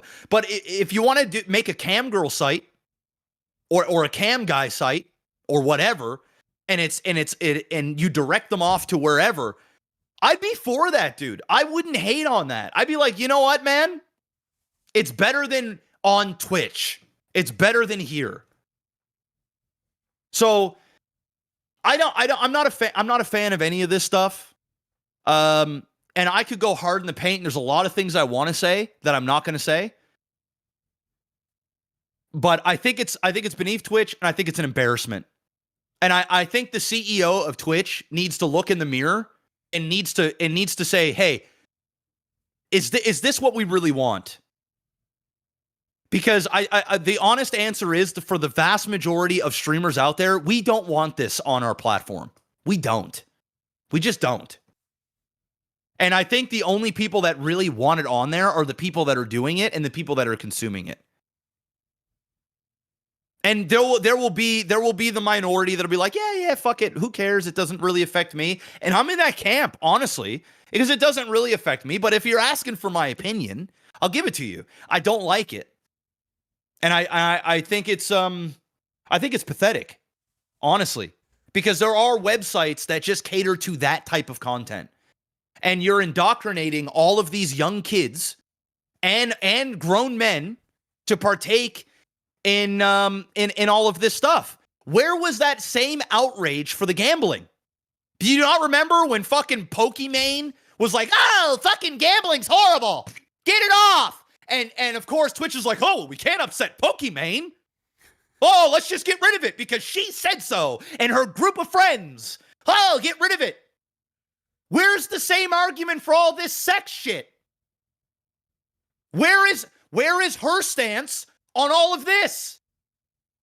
Where are the other male and female streamers that complained about specific things? Why are you not speaking up about this? Why isn't there the same equal amount of disdain for this type of content? And I'm not championing gambling. You know what I mean? Like, it's just all it is just an argument. Gambling ruins lives. It just does. Period. But so does sex addiction and porno. It just does. And this is a gateway. It really is. And that's okay. Because if you've got 18 plus 18 on there, do what you want. If Twitch isn't gonna, if Twitch is gonna allow you to do it, then do what you want. That's it. Because if I go hard in the paint, I'm gonna go hard in the paint, and it is what it is, bro. I just wish they would just wake up. Wake up. You're Amazon. You're owned by Amazon. The extra what? 10, 20 million bucks you make a year off this shit? Is it worth it? Is it worth it? Apparently it wasn't for the gambling streams. And it comes in the backs of who? Aren't they sponsored by DraftKings? Don't they have a large deal with DraftKings with sports betting? Don't they have big sponsor related stuff with the NFL and all this other stuff where they pay streamers to watch their sports live, and they're partners with DraftKings, or I think it is DraftKings. It just, none of it makes sense. None of it makes any sense. Oh, well, Jeff, these were unlicensed American sites, and we're trying to protect the dude. Come on, that's an excuse. That's an excuse. That's an excuse. But we're okay with this other stuff. It's a joke, bro. But hey, ladies, make your money. And for the love of everything that's holy and sacred, do what Amaranth has done. Because that woman is a fucking smart ass fucking woman. People say whatever the fuck they want to say about Amaranth. I've got a ton of respect for her. Absolutely, yeah. Ton. And she is the fucking poster girl of all of this. So my hatred isn't towards any of them. My disdain is towards Twitch's policies and what they decide to deem is okay and what isn't okay. To just twerk? Why? Who in the right mind writes that in a policy? That you have to go out and you have to say twerking is okay, dry humping on a fucking pole or whatever is okay, artistic nudity? What does that even mean? Nobody is pulling a fucking Jack from Titanic while Rose is sitting on the bed in a pose while you draw nice titties. People have large 12-inch furry fucking dongs with massive balls. This is the type of this is artistic nudity. This is degeneracy. That's what this is, man. What is art? But I'm serious. I'm serious, no, dude. Listen, I know, I follow you. Here's the thing. Here's the thing. So I agree with it pretty much. I agree with pretty much everything you say. And look, I think we know why Twitch is doing it. It's because they're making the money. I think we all know that Twitch is not making enough money, and so they can't feasibly cut this kind of money out of it. And you want to know? I'll let you go because I went for a while, but there is one thing that I want to say is I don't think it. I'll say this, and I'm not going to get into it, and I think you might be able to piece it together. Yeah. Right. I don't think it's all about money. I don't think it is either. I just think it's part of the puzzle. I think that there's another big element that I don't want to get into. Yeah. I think there's another big element as to why they allow this. Yeah. So I think money is a small part. I think money's part of it for sure. Yeah. Because if it made $0.00, I mean, why even go through all of this and have all this public backlash? But I think that there's another element to it. That if people aren't stupid, I think they know what's up. Personally. I just think that, if I'm the head of Twitch and I'm sitting down and I'm looking at this site and at this company and I'm asking myself, like I was just making, the pun earlier, a bit of a joke earlier, but it was some seriousness to it, is what is Twitch? What is Twitch? What do we want Twitch to represent? What do we want Twitch to espouse? What do we want, what do we want Twitch to be? And when you sit down and you come up with a list of that fills out this description of what do we want Twitch to be, at some point they decided that this stuff is part of Twitch's identity, part of Twitch's public-facing marketed identity is softcore porn. Yep. Somebody decided that. And it seems to be getting further and further into the realm of softcore porn in terms of what they allow, because they've been allowing a little bit more, and then a little bit more, and then a little bit more, and then we're going to put them on this side of the site, and then we're going to get rid of the hot tub one, we're going to rename it something else, we're going to move them there, and we're going to keep everything in their power to keep to do something that makes it seem like they're doing something about it, but then they're not really, or they're giving them an even bigger platform at the same time.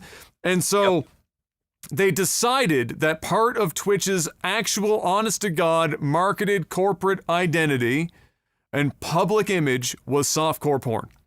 They decided that. Why can't, but ask yourself this. Yeah. Why can't they just call it what it is?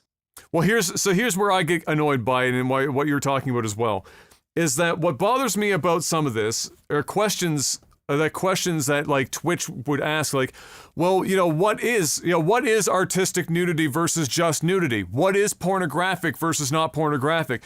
What is salacious versus not salacious? When can somebody, how does somebody determine when the focus of a stream is being moved away from a certain type of content into the realm of over-sexualized content? And here's what I would say. Every single person asking that question goddamn knows the answer. Oh, yes. All of them know. Oh, yes. Nobody goes on to Twitch and sees any of this and is confused. There's no confusion. They're not sitting there pondering like, oh, is this really on the line? Is this really? I can't quite. I'm not entirely sure. It's a little bit on the fence. Everyone Adam, know. Every they got grown, their dick in their hands, Adam. But this is the women too. All this goes for women employees, male employees, the women streamers that support this shit. Okay. This everyone knows. I thought you were talking about the viewers. I thought you were talking about the viewers too. But but when they're making the decision, like from a policy, yes. Nobody's confused. They know. What is? Because when they were coming up with like all these changes they made over time, right? One of the things they always bring up is, well, it's really hard to be able to, contextualize and draw a line and where is this, where is it? No, it's grow the fuck up. No, it's not. We all know it. You know it. I know it. The dog next door knows it. It ain't fucking complicated. It's not rocket science. Everyone is well aware. And if you are having a hard time, then God help you. How do you get your fucking shoes on in the morning? Are you using Velcro? Because I'd be concerned for your cognitive ability to be able to process reality if you sit down and ask yourself, is somebody who is blown up a fucking pool in their living room and filled it with water to then sit on a fucking banana in a bikini that gets changed with a wheel for 8 fucking hours? Oh, man. Is that sexual can't forget about content. The mirror in the back. You can't forget about that. That's a big piece of that, man. You gotta see the writing names on the tits. On titties? Oh yeah, bro. And just because they also allow you to pay for it to go on their forehead, they can say, well, it's not just my tits. Is that sexual content? If you have to sit there and honest to God, if you're sitting there going, man, I don't know. I mean, it's, they're not really doing anything crazy. They're not finger blasting themselves. There's no dude getting fucked on camera. No, but that's on the link. That's on the link, though, that they're peddling. But if anyone, if you think you're a fucking idiot, if you are honestly fucking stupid, if you can't decide that that's the thing. Oh, we gotta ask ourselves, Adam. None of them are stupid, they know. Why can't they just say because it's women. I know where you're going. I'll say it. It's because they're women. Here's you ever see the guy on YouTube that does shorts, Al jokes? You ever see that guy? With he's white dude, he's got like the long fucking hair and he does he's got a million shorts. I got a short for Al jokes. I got a short for you. I think I sent it to Korean guy earlier, and if I've got it, I'm going to send you this link because it is literally, hold on, Discord changed their UI and they could not have made it worse if they tried. I don't know why they decided to fuck bro, with this Discord update for the phone might actually be the worst update suffering. that I have had the misfortune to update on my phone. I'd almost rather it be broken to the point where I can't use it, and then they're forced to just like patch it. But it seems like they're just going steady with this dumb shit. I don't know. I found it. I found it. Here we go. I'm gonna send you this fucking thing. You watch this. First of all, after this, after the stream is over, if you haven't seen this guy, you're gonna go watch every one of his shorts because he's a fucking goddamn genius. He's a skit genius. Oh my god, dude. I've never seen it. Bro. Owl jokes. He's a fucking god. Just watch that. I'll just be silent. You watch that.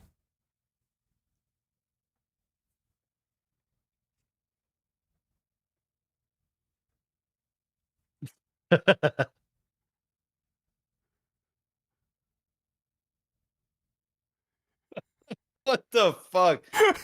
Wow. Okay. So. Okay. Okay. So Okay. that right there. So I'll describe to you what Jeff was watching. It's a skit where Alice said he just skits with himself. You've never seen the guy, and he's got an actual picture of a walrus on a whiteboard. It's just a printed out picture of a walrus, and then he's playing another role, and the other role is a female friend of his or whatever. He's asking about, is she beautiful, pointing at the walrus, and of course the girl because the underlying context here is that online all the girls are constantly like yes queening everyone else, no matter what they look like, how unhealthy they are, whatever the fuck the situation is, whether they're like whatever, it doesn't matter. It's women empowering other women no matter what the fuck it is, because at the end of the day the goal is to empower them, even if it's an unhealthy thing that they're doing. Fuck it, let them live their lives, do their thing, whatever the fuck. So it's that, and then the girl's going, she's gorgeous. Look, she's got such amazing legs, just incredible, whatever. And he's like pointing at a walrus, right? Because the idea is, he's obviously not pointing at a woman that's, doing well for herself. And then he says, "Oh, you kind of look like her." And she goes, "Are you calling me fat?"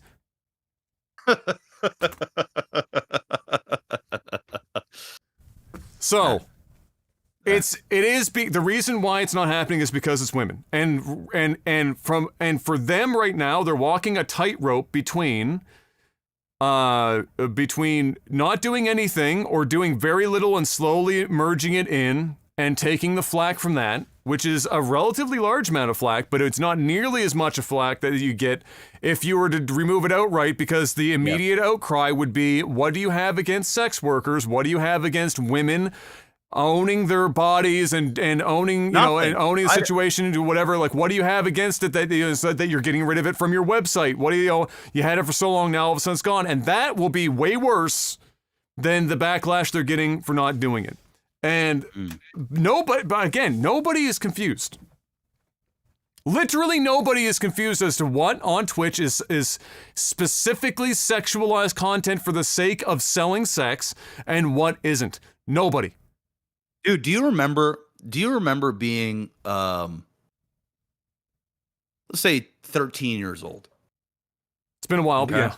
It's been a while. So just think back to when you were 13 years old. Now, when I was 12, 13 years old, there was what was the name of that show? Maybe you know exactly what show I'm talking about, but it would come on at like 2-3 o'clock in the morning, and it was called like something noir or Blue Nuit. Blue Nuit On Channel 68, French channel. You know exactly what I'm talking about. Every Canadian over the age of 30 knows exactly what Blue Nuit is, yes. So Blue Nuit, right? This was softcore porn. Yes. It was in French, right? It's basically tits only. There'd be sex scenes, but it was tits only. Yeah. It was tits only, right? Now, I understand that there's no like, heavy making out and stuff like that on Twitch. I mean, I don't know. I've definitely seen clips where girls are kissing and stuff, which is like fine if they're in a relationship. There's nothing wrong. There's literally nothing wrong with that. But what I'm trying to say is, yeah, it wasn't as sexualized. Twitch isn't as like that. Is straight up. It was like it's porn. I mean, it's the literal definition of softcore porn. And I can tell you that like some of the stuff that I'm seeing on Twitch is venturing We're on the doorstep. We are quite literally on the doorstep.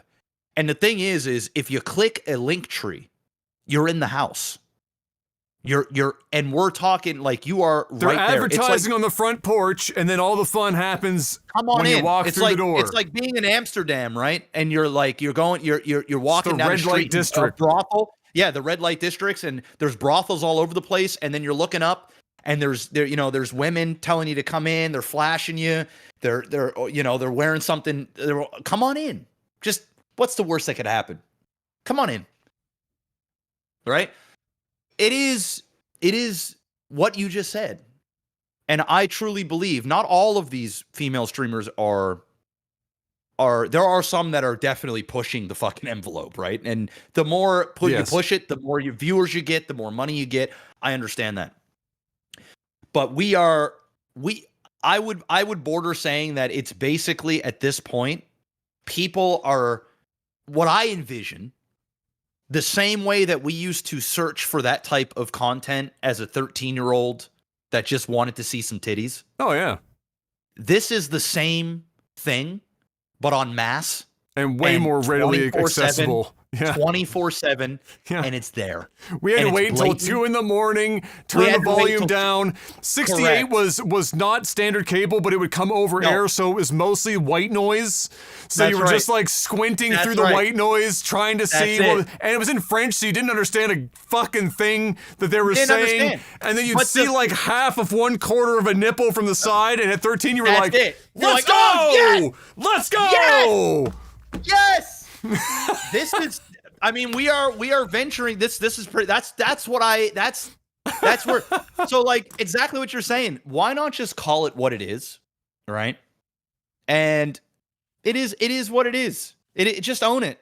And I think that's the part that I think a lot of people would just want them to just own it. Just own it. You're tiptoeing around. Just own it. And it doesn't need to be a blanket statement, because there are tons of female streamers that, just are attractive. They're just there. They're talking to their chat. There's nothing wrong with that. But we know the ones that are, again, it's not confusing. It's not confusing. It's not confusing. Nobody's confused. Nobody is.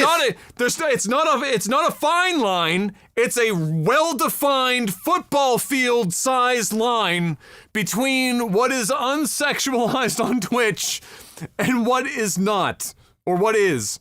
And it's bro, that's what drives me the craziest about it, is that everyone's the people going, I don't know, what is it? It's just so hard to come up with like rules. And no, it's not. It's actually not. But what my solution is just take it off site. There are, like you said earlier, there are 1,000 places in which this content is specific for when you go for specifically for this.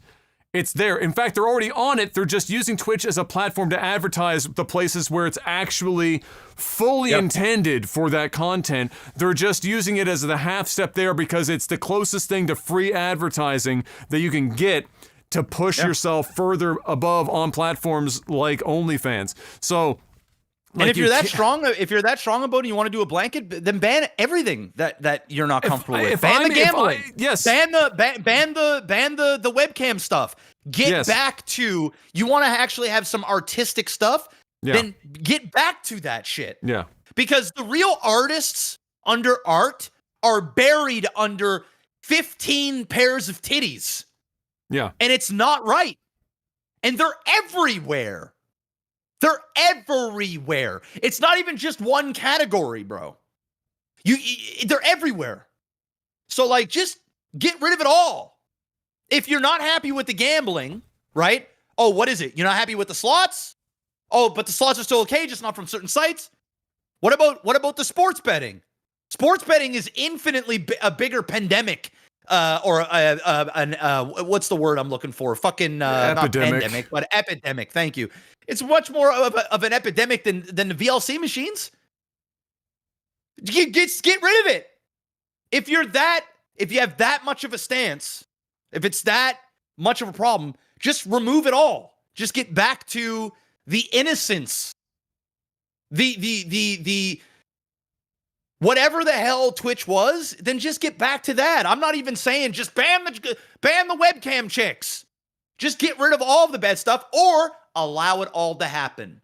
Allow it all to happen and call it what it is and own it. Yeah, just stop trying to like dance in the middle somewhere. Yeah, that's it. Yeah, just own it, because that way everybody knows what it is. I mean, everybody already knows what it is, but everybody knows it's there. It's just, hey, accept it. If you don't like it, leave the platform. That's just that.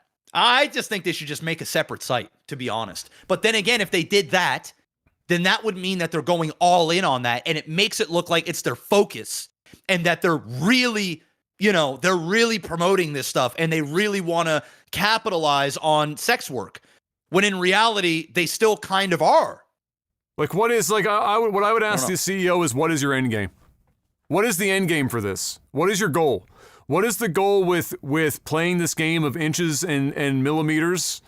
Like, what are we really getting at every time we just loosen the belt another notch to allow a little bit more and a little bit more and a little bit more? Clearly, you're going in a direction, and every time you make policy changes, it's narrowing, it's making the point finer. We're getting closer and closer to some ultimate goal about what you see Twitch being in the future. Is Twitch in the future literally a melding of people playing games, having talk shows, and then full-blown fucking pornography?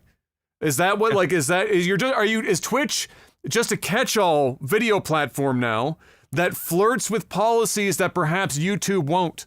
Is that your key strategy? Are dudes allowed to paint their junk? Fuck no. And just have. Oh my God, no.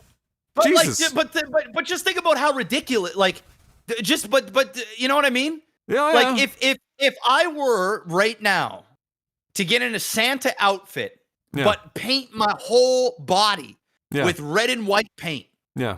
And I've got like little jingle balls down there, right? Yeah. And I've got a stocking covering my cock. Yeah. I'm getting banned, bro. Of course. I'm getting banned. But if a female does it, if she's covering her lady bits and her parts, it's artistic. It's okay. I'm gonna just say this. And you can twerk as well. I'm gonna just say this one. I'm gonna just say this one. No matter how impressive, so my final stance on just them doing like all those policy changes is I would rather them just either make the 18 plus and call it what it is and stop pretending that you don't know what's sexualized content and not, because if you do have an honest to God hard time deciding what that is, you're too far fucking gone, and you need to fire the people. You need to fire those people and put people that have common sense, that understand what the shit is. Any amount of brain power. So like that, so you go that route or remove it all and decide what Twitch is actually going to be.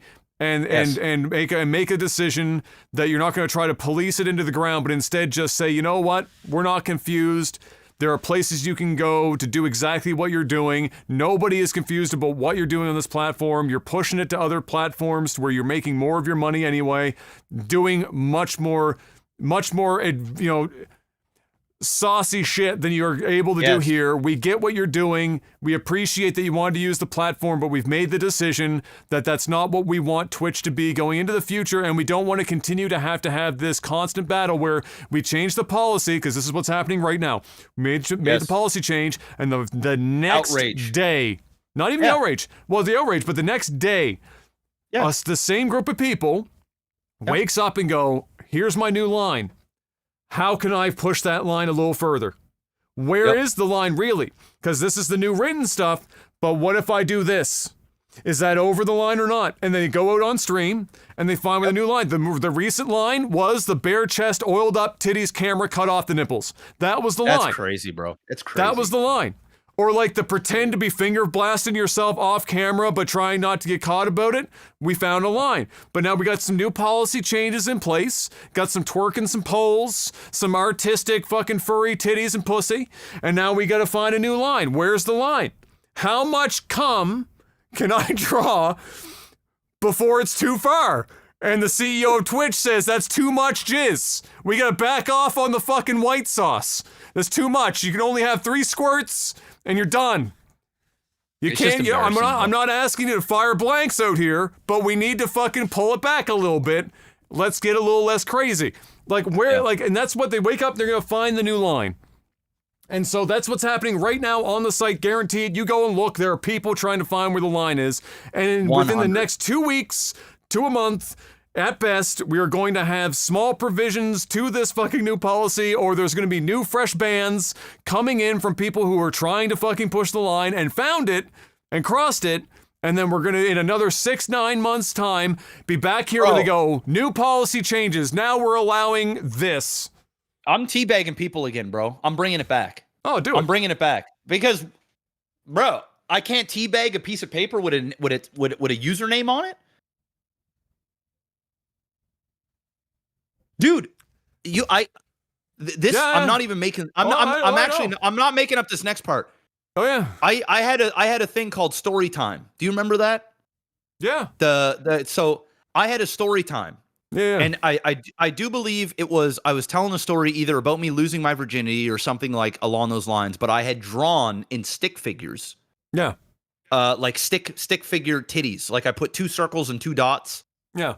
I had gotten an email from Twitch, and Twitch told me, like, I didn't get banned or anything, but they're like, hey, you can't do that. And of course, this was back in 2014. That's when Twitch still had a soul. That's what it's at. They're like, you can't do that. You cannot. You absolutely cannot do that. Do you remember I Want to Be the Boshi?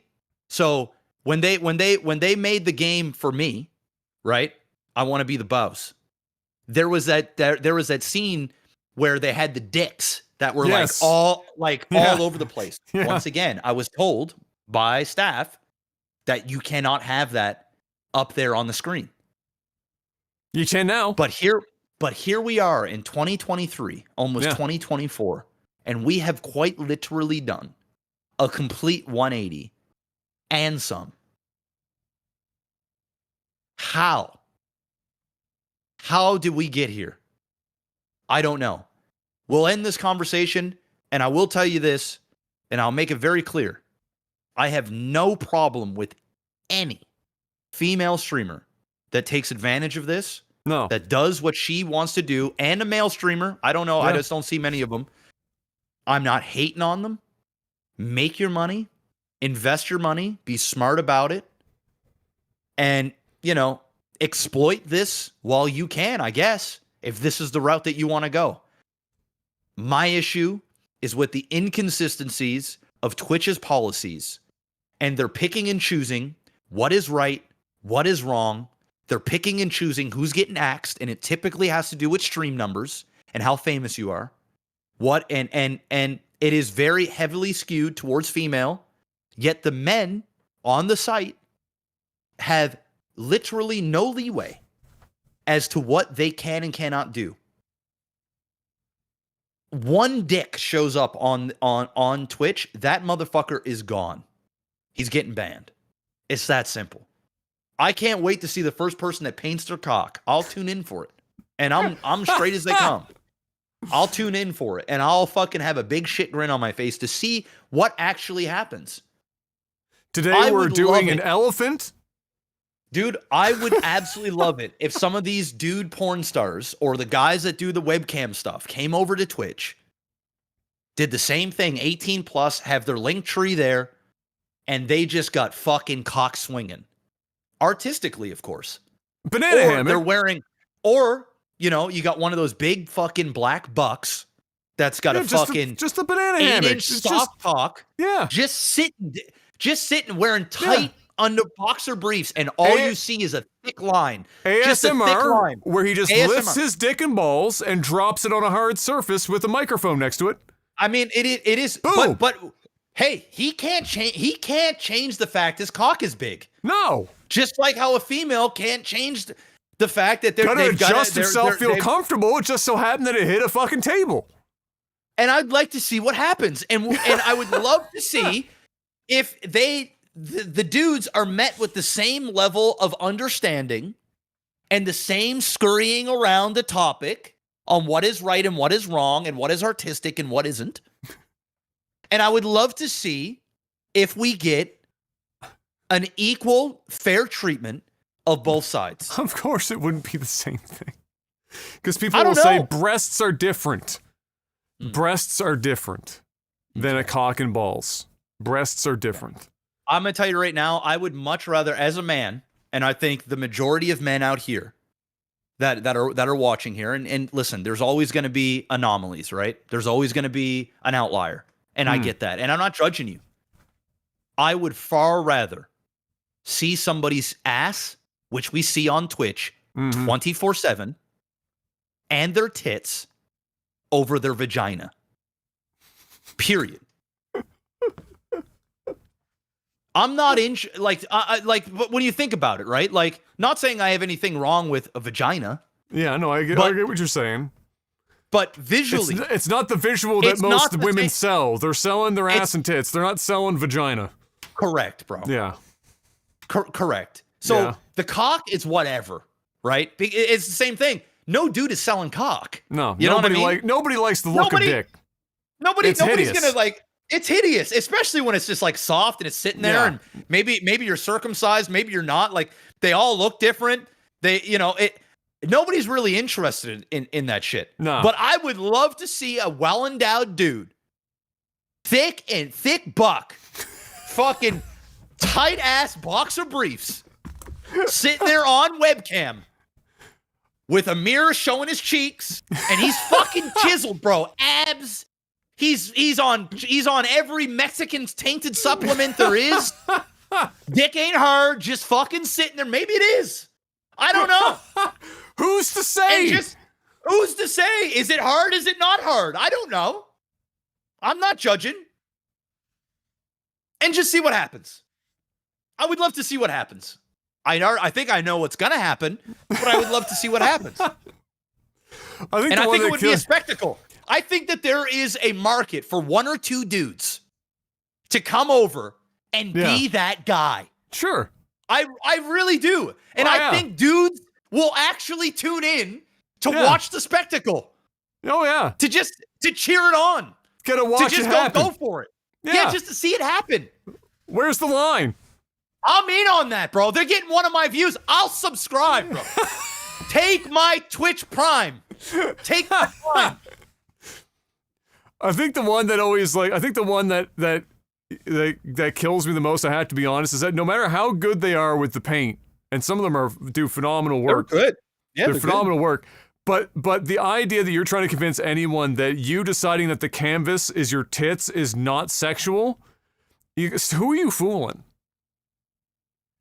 Like, you're obviously a very talented artist. You could use any canvas you could possibly want. And I mean, maybe tits once a month. Why is it 30 days a month? Why is it always the tits? Like, who are you fooling saying it ain't about the tits? It ain't about selling the sex of seeing a pair of basically bare tits. Like, who are you really? Are you fooling? Are you trying to tell yourself so that like you don't feel like you're like taking advantage of yourself? Like you don't feel like you're misusing your, like, do you have actually have a problem with it? So you have to tell yourself it's art. I mean, yes, it's art, but like, it's art with your tits. It's not like you could have taken that same drawing and put it on literally fucking anything. You could have actually painted the tits on a canvas. Yes. With what you're painting over top of it. And then sold it. You know, I'm sure there's some dudes that'll fucking, but that's not the same thing as painting a real set of fucking cans. Everyone knows this. Again, nobody's confused. Nobody. Thank you. Nobody's confused. I thought I was the only one that's going crazy here, Adam. I thought I was the only one. Nobody's confused. Everyone fucking knows exactly what is going on. Wild. It's a wild time, man. It's a wild time. So I know we were on that topic for a hot minute because it's a big. It's kind of it's a big move. They move the pieces of far, like a distance. Like, this is easily the biggest move. Twerking now. You want to twerk? Just twerk, bro. And Just before you could not go nuts. But why is it before, right? Where they were completely adamant on no twerking. You cannot twerk. You cannot do these things. Now all of a sudden, sure, man, just go for it. Because are they tired of policing it? Are they tired of? What I'd ask is, what is you clearly have a vision of Twitch in the future. Your policies are what help shape the platform to attain your vision. So what is your real vision for 5-10 years from now with Twitch? If these are the policy changes, because we don't see you making a lot of other fucking policy changes. We don't see you making a lot of stuff that's like, policy changes that are like not sexually fucking related. So like clearly these over here, we're figuring something out. What is in 10 years? What's his name? Dan Clancy, I think is the CEO's name. Yeah. In 10 And years, he seems like a nice guy. Like I've seen some interviews of the dude. He seems like a nice dude. He's very open. He's streamed himself so he can understand the platform. I don't think that he's like completely insane, but clearly I would want to ask him, Dan, what is your goal 10 years from now? Right now, we're just inching closer and closer to just allowing shit and just being done with it, but it feels like you don't want to just say it out loud because it feels like you want to cook the fucking lobster slow, get minimal amounts of kickback over and over with small changes until you reach this goal. What is the goal? Are we just getting full tits out for Harambe? Where are we going? You notice how they slide in all this policy stuff on the backs of the whole December 25% off, all this like there was like this really good thing that was going on. It's always tucked in under something else. By the way, you can twerk now. Yeah. By the way. There's now artistic nudity is allowed because being artistic. I think what this allows is it just allows blanketly to do what you want because art is subjective. Yes. Well, what is art and what isn't?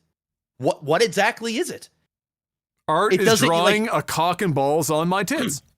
There you go. Because you can't show a cock on stream if it's real, but you can draw one. And so who's the first streamer that does the tit painting to just draw a cock and balls on their tits?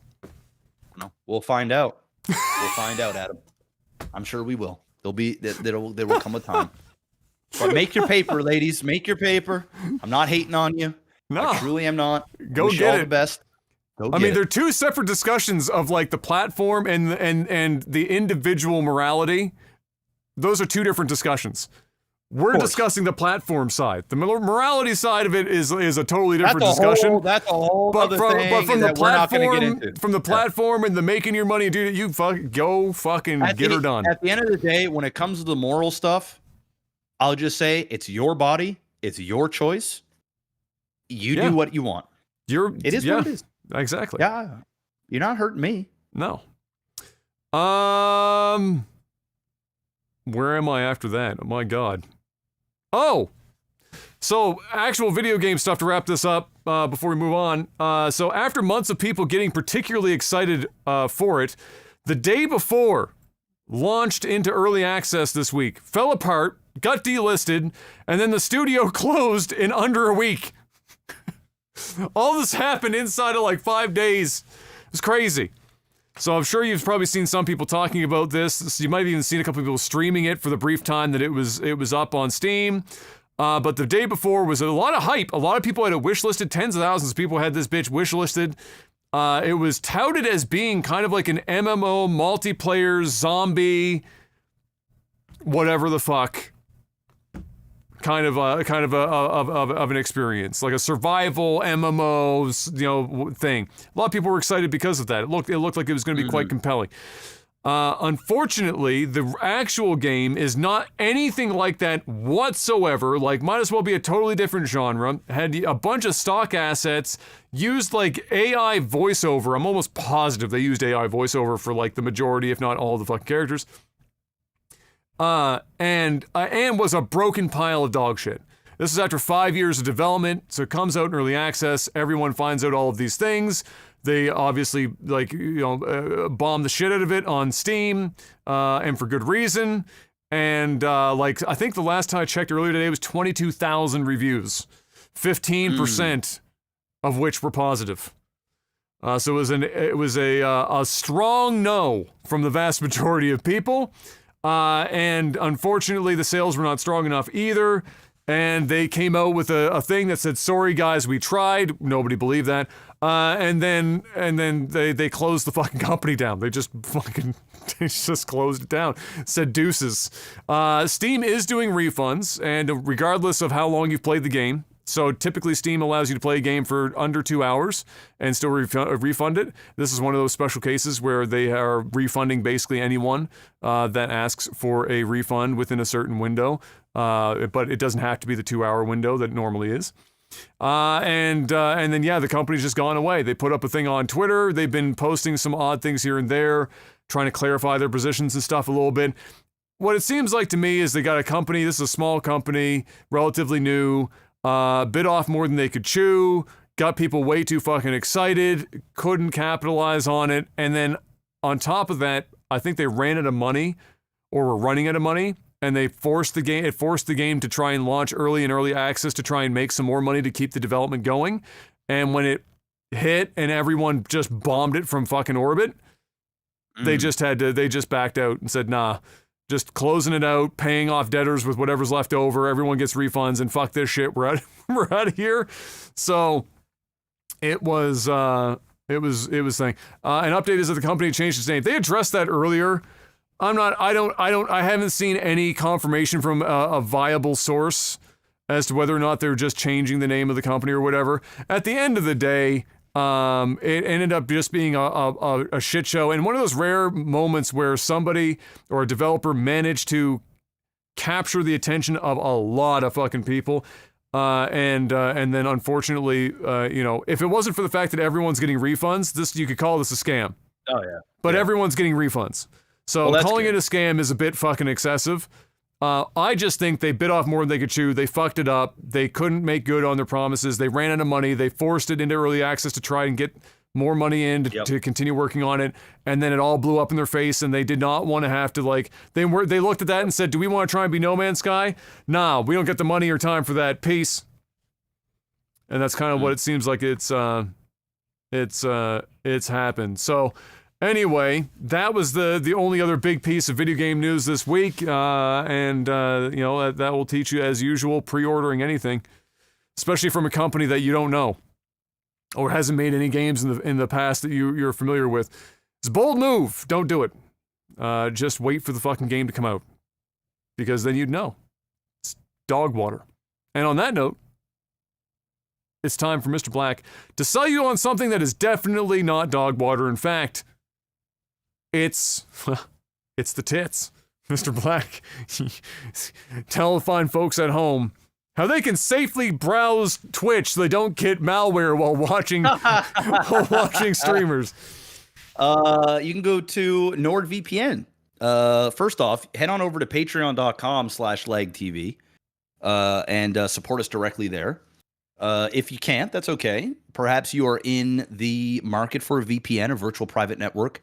It's also a very good Christmas gift to give as well. So if you have family, friends, things like that, giving them a 2-year subscription using the promo code OTT, not only do you get to take advantage of the discount, but you also get to get 4 extra months on top of that. So that brings down your average price. But on top of that, you support us. And so it's like, it's a win-win-win. Everyone's winning. Everybody is winning. And it's less than half a cup of coffee a month from Starbucks. So it's very affordable, just a few dollars a month. You can pay it all one lump sum. It's boom, it's done. Plus, we've got a little extra bonus going. If you get a NordVPN subscription using our promo code, take a screenshot, email us at lifesaglitchtv@gmail.com. Our email is in the description of every one of our videos, and send in a StarCraft 2 replay of your choice under 30 minutes. And we will guaranteed cast your game. We had some more ones come through, so we do have some available right now. NordVPN was very happy with what we've been doing as of late, and it's been showing, so we appreciate you guys supporting. And they renewed our contract, so we're going to be with them into the new year for a little while, and as long as you guys keep supporting, we're going to continue to have a sponsor, which helps us out a great deal, so we do appreciate that. And, I don't really want to make it all about us, because ultimately it's a great service as well. So, you can stay safe and anonymous on the internet. You can watch different regions of Netflix and other streaming services at the click of a button. I use my VPN all the time. I use it sometimes when I'm streaming, when I'm downloading stuff, when I'm Traveling, I'm always using it. I'm like never using just public Wi-Fi stuff. I'm always on my VPN. You can watch region block content at the click of a button, and you can use it on virtually every type of device. We're talking iPhones, Androids, Macs, PCs, laptops. They've got an app, smart TVs. They've got it virtually for everything. So you don't need to be a programmer. You don't need to do crazy things. It's simple, easy to use. My dad uses it. It's that easy. And that guy has a hard time using a cell phone. All right. He's the type of guy that when you watch him type, his font is like 38. You see, like, mom's like cell phone, and like every letter is like fucking like a quarter of the screen. Yeah. Yes. That's quite. So there you go. Right. If they can use it, you can use it. All right. So go check them out. That is nordvpn.com/OTT. Use that promo code so that we get we don't get a kickback or anything, but it lets them know that you guys are getting the product. And that's that. That's it. Boom. Which means it's time for movies and TV. Brooklyn Nine-Nine star Andre Brower, I think is how you pronounce his last name. I can't honestly remember, unfortunately. He sadly passed away this week at the age of only 61 after a brief fight with an undisclosed illness, which was, very unfortunate. He was beloved for sure. Brooklyn Nine-Nine, incredibly popular TV show, very funny. They managed to get it brought back after, I think, what was it, originally NBC canceled it, even though it was doing like really well. It was like one of the strangest fucking cancellations for TV. And then another, they got picked up again, and they got to continue for a bit longer. But yeah, he sadly passed away this week. So the best of his family and of course anyone else close to him. And then on the side here, I just saw this posted today. Kojima Productions, Hideo himself, Jeff Keighley, was rock hard when this was put out on Twitter. Kojima Productions and A24 are teaming up to turn Death Stranding into a feature film. And just like every other time I see A24, I immediately say, okay, show me what you got, because you haven't made a bad movie yet. Well, did you hear about Dwayne "The Rock" Johnson? Oh, tell me he's not getting an A24 movie. Please don't do it. Oh, fuck. It's an MMA A24 film that just got announced. No! He's starring in it. No! You were doing so well. Why? Maybe they'll turn him into an actor. You know what I mean? Maybe he'll have to act in this. Bro, that's like me thinking my hair's coming back. That shit ain't fucking happening no matter how hard I try, no matter how many drugs I take. It just ain't fucking happening. You could go to like Mexico and get those plugs or whatever they have, you know what I'm saying? And just start like a chia pet where it just starts growing. That's a... It's Turkey, actually, is where everyone flies. Oh, they go to Turkey? Turkey. They go to Okay. Turkey, and like 50% of them end up going to like a sketchy fucking hospital and coming back completely fucked up. They come back, one of their fucking, their liver's gone. Everything's just completely a fucking mess. Infected fucking scalp, but oops, there's the hospital's on the other side of the fucking planet now, and you're back in the fucking States. Yeah, no, I'll pass. Like the one I've always said. That's in Turkey. I've looked it up. Well, it's the one you've seen, like every influencer dude on fucking YouTube that's had a hair transplant, they've all gone to fucking Turkey. And like the most recent one is like I don't know if he did, but like Chris Bumstead, the bodybuilder, he's just got his hair transplant here in like the last week. That's steroid use, right? The steroids will make you lose your hair, right? It's definitely not helping. If you're already predisposed, it's speeding that shit up. Oh, for sure. No, it's literally known that there's a reason why a lot of bodybuilders are bald. Yeah, it does not help. It's because it just thins your shit out and fucks you up. It does not help. But no, that shit, it's the finasteride, bro. It's the 1%. It's a tiny percentage, but 1% chance on finasteride that you go impotent.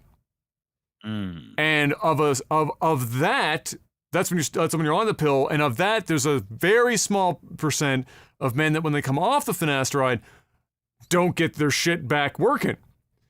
And so you could tell me there's a 0.01% chance? Nope. I'm Mr. Clean all day, as long as I still got my shit working. I'd rather die. So, pass. Hard pass. Hair is nice, I'm gonna buy a toupee. Yeah. Hard dick is better, if I'm gonna be honest with you. Oh, 100%. Hard dick is better. 100%. Yeah, like what good am I on Twitch if I can't get my dick hard on camera, really? Like, what? But that's that was I mean, A24, Dwayne The Rock Johnson. I mean, I have to give A24 benefit of the doubt because it's A24. But that's about the last thing I wanted to hear coming out of A24. You know what? was a Rock movie. I'm surprised because Dwayne The Rock Johnson, like he must be wanting to be starting to be taken a little bit more serious because that they ain't paying him 20, 30, 40 million bucks. A24 well, Black is known Adam kind of shot his career in the head. That's true. Right? So he must be doing this for a specific reason. Like maybe he wants to go for an Oscar or he wants some kind of awards. He wants to be taken a little bit more serious than just like an action star. But you know who I'd rather do A24? Batista. Oh, big time. 100%. That one I'd like to see. And in MMA, he actually wanted to do MMA. That makes way more sense than Dwayne the fucking Rock Johnson. I'm pretty sure he did do MMA, like lightly. Like I'm pretty sure he might have actually had a fight. Just late in life. It was. I'm almost certain that he might have even had a couple of fights. You know who else would have been great for that? Arguably even better, because I think the person obviously that The Rock is playing. No, there's the person that The Rock is playing. I do believe is black, right? Like it's based off a true story. Sheldon Benjamin? No, man. Idris Elba. Oh, I thought you were going with other wrestlers. I was like trying to think of like other wrestlers. Like, Idris Elba legitimately fights. Yeah, like he's done cage and he's a DJ, like for real. Yeah, like and he's an infinitely more superior actor. I mean, God, you know what that's I mean? not even close. Yeah, but Idris Elba would have been fucking so sick to see. But we'll see. We'll see. Maybe he blows us all away. Hey, listen, it's A24. I'm gonna give it the benefit of the doubt, and just hope that they don't fuck their reputation gambling on fucking Dwayne The Rock Johnson being able to pull off an MMA movie. But, you know, it is what it is. I am very, like, Kojima and A24 are a match made in heaven because they're both, like, the artsy-fartsy fucking out there, do the crazy shit. And so that's going to work. I am positive that movie is going to be good. I don't even have to worry about that. It's going to be weird, but it's going to be fucking good. We'll see how The Rock fucking fares. But that's all I had for movies and TV. I've heard that Godzilla -1 is really fucking good, especially considering the budget. A lot of people have been saying very good things. I'm considering going to the theater to go see it because I'm hearing it's that good. Yeah. Everyone that in the community that has seen it has said it's better than basically any other Godzilla film that they've seen. At the very least, better than all of the modern ones. And so, shit. And like, it's one of those things, sometimes you get a smaller budget and they have to get more creative and then you get this really good shit out the other side. And then coincidentally, they just announced like the next like actual big fucking Godzilla film that, you know, their new one, whatever the fuck it's called. I can't remember the name of it now, but like the Godzilla -1 is still in theaters and now they're announcing this other Godzilla film. Crazy. I mean, I know Godzilla was bumping, but I'm like, shit, we don't need to turn this into like the next fucking Call of Duty. We don't need one every 9 months on a rotation. Other than that, I don't know if there was anything else that I caught. No Nicolas Cage news. Sad. You know, we are the #1 spot for Nicolas Cage news on the internet, as you mentioned last week. It is our specialty, but no Nick Cage news this week. He's already got his A24 film. Yeah, he's got it, so, you know, he's good. So if that's it, that means we get to move on to... tech support. Patreon.com/LagTV is the place to go if you want to financially support this podcast and get a little something on the side. For $5 or more a month, you can, more specifically, ask us questions on a post I put up before the podcast on the Patreon called Tech Support. And you can ask us questions there, and we will give you some answers in the time that we have available. Let's see what we got for this week. Mad Kiwi said, I just put in new furniture in my house. What's your worst furniture moving experience? Dude, moving furniture fucking sucks. You paid for movers, though. I don't know if you've had to do too much furniture moving yourself. Yeah, no, the last 2 times I moved, I paid for movers. And we talked about, so what was the question again? Like what's your worst furniture moving experience? Well, I mean,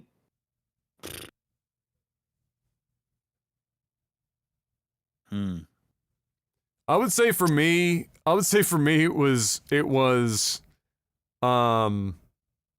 well, it was the big sectional that I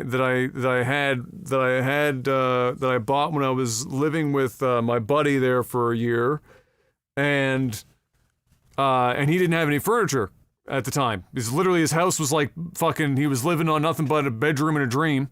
And so I was like, all right, I'll move in. You know, I was paying a small amount of rent, and I was downsizing because I wanted to save up for a house at the time. And so I was like, I'll buy the furniture for the living room. I already have a TV and shit. I'll just buy a bigger couch so that there's enough room for everyone, and bada boom, bada bing. So I bought a sectional, and it was great. It was easy to get in there because you walk in on the ground floor in his place. So it wasn't hard really to get into that place. But when I moved, and I was back into, you know, mom and dad's place for a time just before COVID fucking kicked off,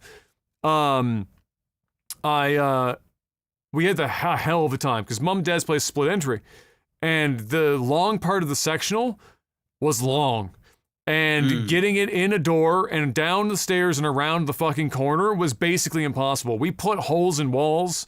We fucking just destroyed doors. We destroyed the entryway into the fucking room. Barely got it into place. Got it in there, and Dad said, when you leave here, we're cutting this out of this room. We're not fucking taking it out whole. But funnily enough, when we took it out, we somehow didn't have any issues. It was weird. Like, we took it out through the basement instead of through the front door, which we took it through the front door originally because we thought it would be easier for some reason. But I don't know why we thought it would be. But anyway, we got it out without too much fucking issue. It was still very hard, but we got it out and somebody picked it up and took it away. We just gave it away for free because we couldn't sell it to fucking, like, save her life. Nobody wanted to fucking buy it. Selling anything in this city is a goddamn travesty unless you're using like Facebook Marketplace and it's very specific shit. You're constantly dickering with people. You put something up for like $500. You're like, best I can do is $5. Like, okay, thank you for your interest, dick. But yeah, we got it out of the room, but it was getting it in there. It was kind of reminiscent of the Friends episode, like, you know, where they're getting the couch up the stairs, like the pivot. It was basically that, but with a lot more gyprock damage. It's basically what that was. But in general, I never had a lot of like heavy duty furniture. Like, I didn't have like armchairs and shit like that. It was just the sectional, and then everything else was like bedroom furniture and whatnot. I will say getting the mattress from my buddy's place to the house was a pain because I have a California King, and we didn't have a moving truck. So, like, strapping it to the top of Dad's, truck at the time, and then driving it home and trying to have it not like the truck fly away or have the fucking mattress fall off was a little bit harrowing.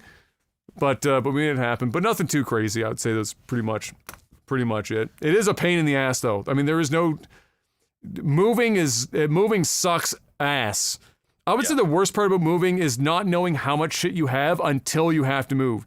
You fool yourself with how much shit you have in your house until you have to start putting it in boxes. Oh yeah, then it's rough. Then you're like, Jesus, why do we have so much shit? I don't even know why we have it. When did we buy this? When's the last time anyone's seen it? It's always terrible. Yeah, I don't really have like a horrible, at least one that I can remember, because I hire movers. Yeah. I mean, I have quite a bit of heavy shit, right? So like, the cabinets and fucking, arcade systems and, I can't be bothered. And I think it cost me like $1,200 or something to hire four movers. And basically we pack the stuff and then they put it all in the trucks. And the key is buy your movers food and drinks. So you let the movers know first thing in the morning when they get there, hey guys, don't get lunch. I'm getting pizzas. What pizzas do you like? They'll tell you. They'll be super appreciative of it. You're like, yo, I've got a case of Pops there. I got like Sprite there. I got Coke Zero. I've got bottles of water. Help yourself. Energy drinks. It's all there. Don't even ask. Just whatever you need, just take it. When you do that, not only are you just a nice human being because they're fucking busting their ass and guaranteed their hourly wage is fucking shite, but on top of that, they're going to take extra special care of your shit because you're a good person in their eyes, right? You might be a dog shit person, but you're nice to them. So they're going to treat your stuff with the utmost respect, and they're going to go the extra mile for you. That's a quick, super fast tip. It'll cost you like, say, $50 out of pocket for all the food and unless you're like moving a mansion. But if you're just moving like a regular, few thousand square foot house, 2,000 square foot house, and you got some big stuff, if there's, 2 to 4 movers, just buy them pizzas. You can't go wrong with pizzas. Just buy them pizzas. And they're going to treat your stuff well. That's it.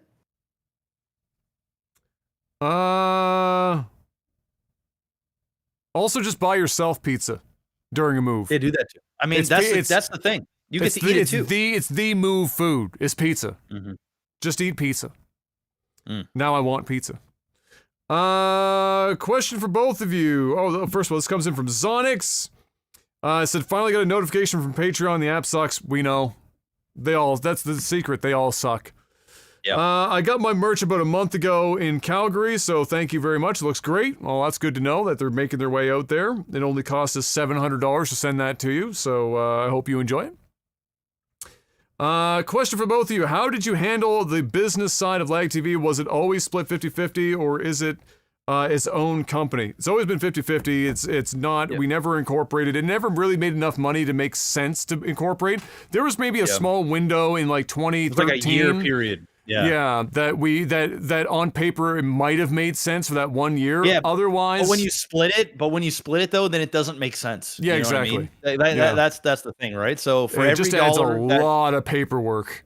Oh yeah, fuck all that. For every dollar that we make, I get 50 cents. Split. Adam gets 50 cents. Yeah, it makes it simple.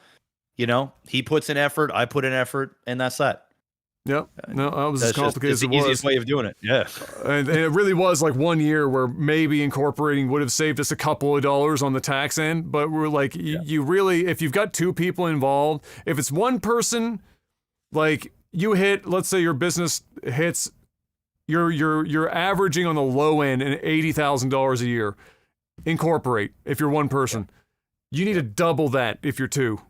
So we weren't clearing 160 grand on Lag TV, so it just wasn't going to make any sense, and so we just never bothered. We just split it 50-50 and then dealt with it in our own separate ways. PP Insider asks, "What is the biggest red flag you look for in a partner? Does OnlyFans?" No, I know. It would be a red flag. That's a beyond a red flag. Yeah. That's a no. Make your money. I'm just not going to be the guy standing next to you while you do it. No. Okay. Well, we've talked about this before, but smoking is my number one. 100%. Me too. Smoking. Anything. You smoke. I don't care what you're smoking. Yeah. Anything. Yeah. I remember the last girl that I didn't really date, but we were,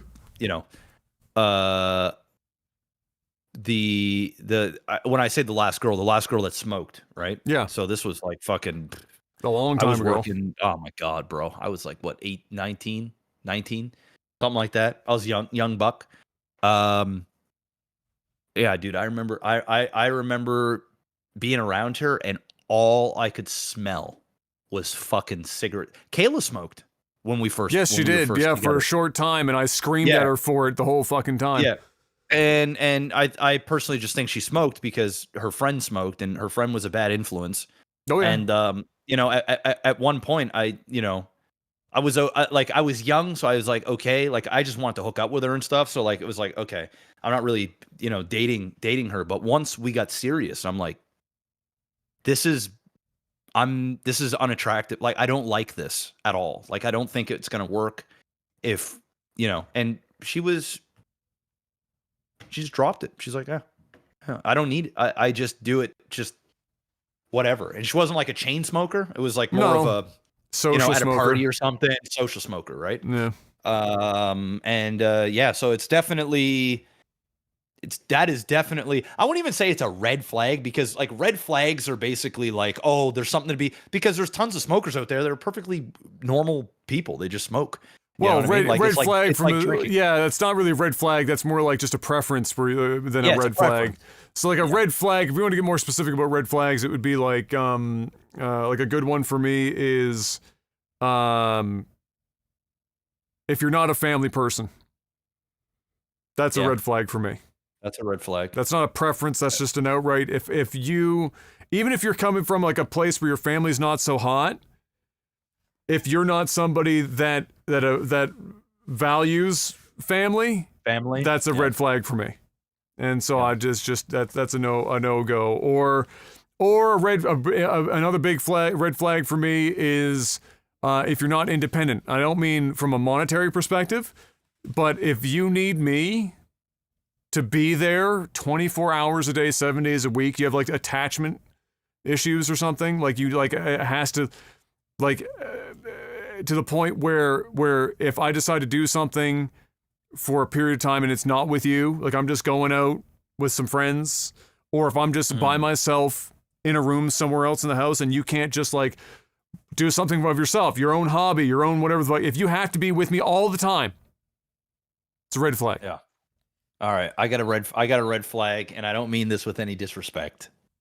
Oh boy. But if you're a hairdresser and you've got 3 kids with 3 different baby daddies, it's a red flag. Yes, it's a red flag. It's a red flag. Yeah, I'm sorry, we're not compatible. I mean, I'm not even. If you've got 3 baby daddies and of any profession, that's a red flag. Yeah, it's a red flag. I'm not saying you're not a good person. I'm just saying I'm not trying to be number 4. No.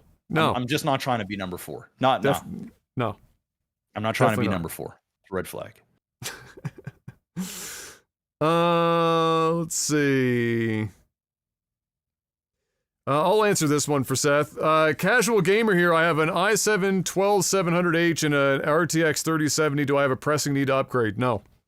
No, you're good. The real question is there a great number of games that you are not getting the performance you want out of them? That's really it. Like you're not, like in perspective, a 3070 is roughly the power of a 2080, which is within shot of an X, if not the same power of a Series X or a PS5, graphically speaking. I got a 2080 Ti. It works. Yeah. I played Alan Wake 2, juice to the gills. Yes. And the only time that I had frame issues was when there was a certain setting that I had on, and it really just it made the game a bit choppy, but it really made it like super grainy and just didn't look good. I don't know what it was, but ultimately I got to play that game and it looked fucking fantastic. And I've got a 2080 Ti, and 2080 Ti will still play 4K 60 in almost any game at high settings.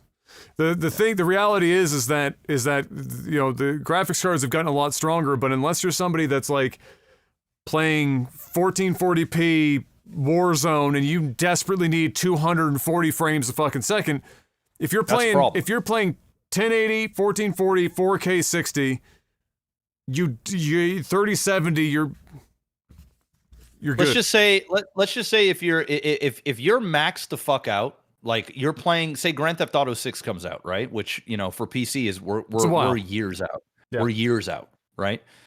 Your 3070 would still do it. Your 3070 will play it. But if you want to max it the fuck out and you want to just go nuts, full blown, I would say you're probably just a little bougie. And I think that there's a lot of gamers out there that are just a little bougie, and there's nothing wrong with being a little bougie. It's their hobby, and they like to just ride the bleeding edge, you know. I get it, but like, you know, hey, being bougie comes at a price, right? If I want to go and eat my Wagyu steak at the cut, like I know that fucking 10-inch or the 10-ounce is gonna cost me $200. Yeah, it's not even 10 inches. It's fucking. It's like a 5-inch steak. 10 ounces is going to cost me $200+. It's bougie. It's just bougie. It comes at a price. But if you've got a decent graphics card, you can virtually play any game you want. You just might not be able to see the second shadow of a bush. You're okay. You're all right. If you, and if you really want a pro tip, most of the games that are on consoles as well right now, almost all of them are set for a mixture of medium settings for processing, high settings for textures. And if you've got enough VRAM, you could just mimic that. And you're good. That's it. And like most games, if you go to medium and then you jump it up to like the highest setting, in action in game, a lot of games, very hard for most people to tell the difference. And so just, in a static picture, when you're testing, A/B testing, like if you have a picture on one side of your monitor, picture on the other side, you got one that's fully on medium, one that's fully on ultra, you're going to see the difference. But in motion, in gameplay, you can get a mixture between those two where you get way better performance, and odds are you will never, you'd never fucking see the difference. Some people just they focus on seeing a static image looking really fucking good, but then in motion you're like, you can't fucking tell the goddamn difference. So that's the long answer, but the short answer is yeah, you're good. You're good. Don't worry about it. Oh shit. Volkus asks, favorite warm drink and where do you get it from? I'm just favorite a simple, warm? I'm just simple, basic Apple bitch. cider, man. Apple cider's, tis the season for apple cider. You get that from home because you just... Apple cider. That's a good choice. That is a delicious warm drink. You know what I do in the winter months, delicious. bro? Even if I'm not drinking it, I buy a jug of it because it's cheap as shit. I take it home, I get a big pot out, put it on the stove. I put 2 or 3 cinnamon sticks in it and some clove. And then I just let it simmer with the pot open the whole day. The whole house just smelling like apple cider. Fucking amazing. Oh, bro. And then every once in a while you're like, I feel like some apple cider. You just take a cup over. Oh, man. And the more it simmers down, the stronger it gets. It's good shit. Just tell Caleb to do that. It's easy. You just fucking turn that shit on and just fucking... I'm doing that. As soon as I leave this podcast, I'm going to say, yo, we need to get some apple cider. I want this house to smell like apple cider for the next leading up till Christmas. I want to be able to just go upstairs while I'm streaming, grab a cup. Yes.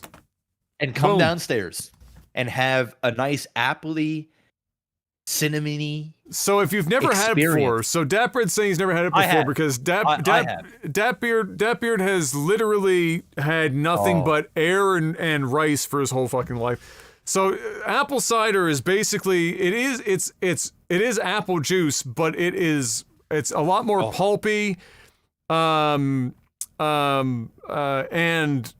it's spiced. And then you add cinnamon. Typically, you add cinnamon to it and some clove, and you let it simmer. And so it's hot. It's basically if you took apple pie and turned it into a liquid form that has it's not grainy. There's no texture to it. It's just a drink. It's apple drink, but it's like apple pie. It's hot. Well, sometimes at the bottom. Sometimes it can get grainy at the bottom. Well, yes, because it's got pulp in it. Yeah. And Yeah, it's got the pulp in it. Yeah. Sounds like a bad time. I don't like apple pie. Yeah, you don't like anything. Well, then you know what, Datbeard? Datbeard is probably this man. Not to call this man out too fucking hard, but this man. You're calling him out right now. I'm calling him out right now cider. Because look, Datbeard's a good friend. I gotta call him out on this podcast right now. This man drives me fucking crazy. Okay, I got such respect for this man. He didn't see a pair of titties until he was 25 years old because he's being the good boy and he made it there, and God fucking bless him. But listen, when it comes to food, this man has the worst takes I've ever heard in my entire goddamn life, and he's never had anything, and I kind of get it as a cultural thing, even though he grew up in Canada from fucking birth, somehow didn't have waffles until he was fucking 25, 27 years old. Where's Datbeard from? Where is he from? Canada, but his family is where do you live, Datbeard? What province? He's in Ontario. Ontario. Datbeard, this summer, you're coming to Nova Scotia, Datbeard. All right, and Adam and I we're gonna take you to all the delicious eats. This motherfucker's gonna be having apple cider. He's gonna be having donairs and poutines and fucking sushi, and he gonna be eating everything. Listen. This man, it's the worst food takes you've ever heard in your fucking life. And somehow, despite basically hating everything that tastes good, this man still got the beatus. How did you get beatus without enjoying food? No, I don't. That's it. How? That's a crime, man. Bro! That's a crime. This Donair man is a good enjoys pilk but has never had apple cider and doesn't like apple pie or waffles. Well, Oh my God. Killing me softly out here. Killing me softly. But yes, anyway, apple cider's delicious. I'll choose the same thing. I'll choose the same thing. I don't think there's a better warm drink, if I'm gonna be honest with you. I don't think it exists. It's very difficult. Miso soup is pretty good. Miso's pretty. It's not really a drink. Soup. Yeah, You can drink it. You can drink it, Yes. but it's not a drink. It's soup. Okay, that would be like a close second. Or like pho. Like, you know what I mean? Like, but that's different. That's different. Pure warm drink. It's got to be apple cider, man. It's true. It's a good choice. I like it. Thank you. This one apparently. So Ace High said this question. This is a question that the billionaire Peter Thiel apparently likes a lot. What important truth do very few people agree with you on? I would ask the question. My return question to that would be, how many truths do people disagree with? Is it a truth if that many people are disagreeing with you on it? Or is it like an uncomfortable truth? Like, what is the basis of that question? It's a very weird question. Because because not agreeing with the truth just means that you're denying reality, which means why do I care what their opinion is?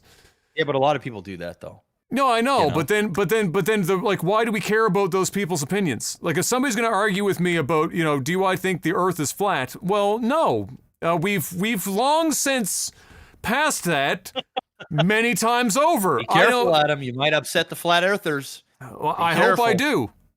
Yeah, one of my favorite videos on YouTube is like the guys who went out and tried to do the laser test, where they went the distance for the curvature, and then they said, they're like, guys, we're gonna do it. Here we go. It's gonna come right through this hole. It's come out the other side, and then they're like, all right, we're ready. Got the walkie-talkies. All right, we're ready. We're ready when you are.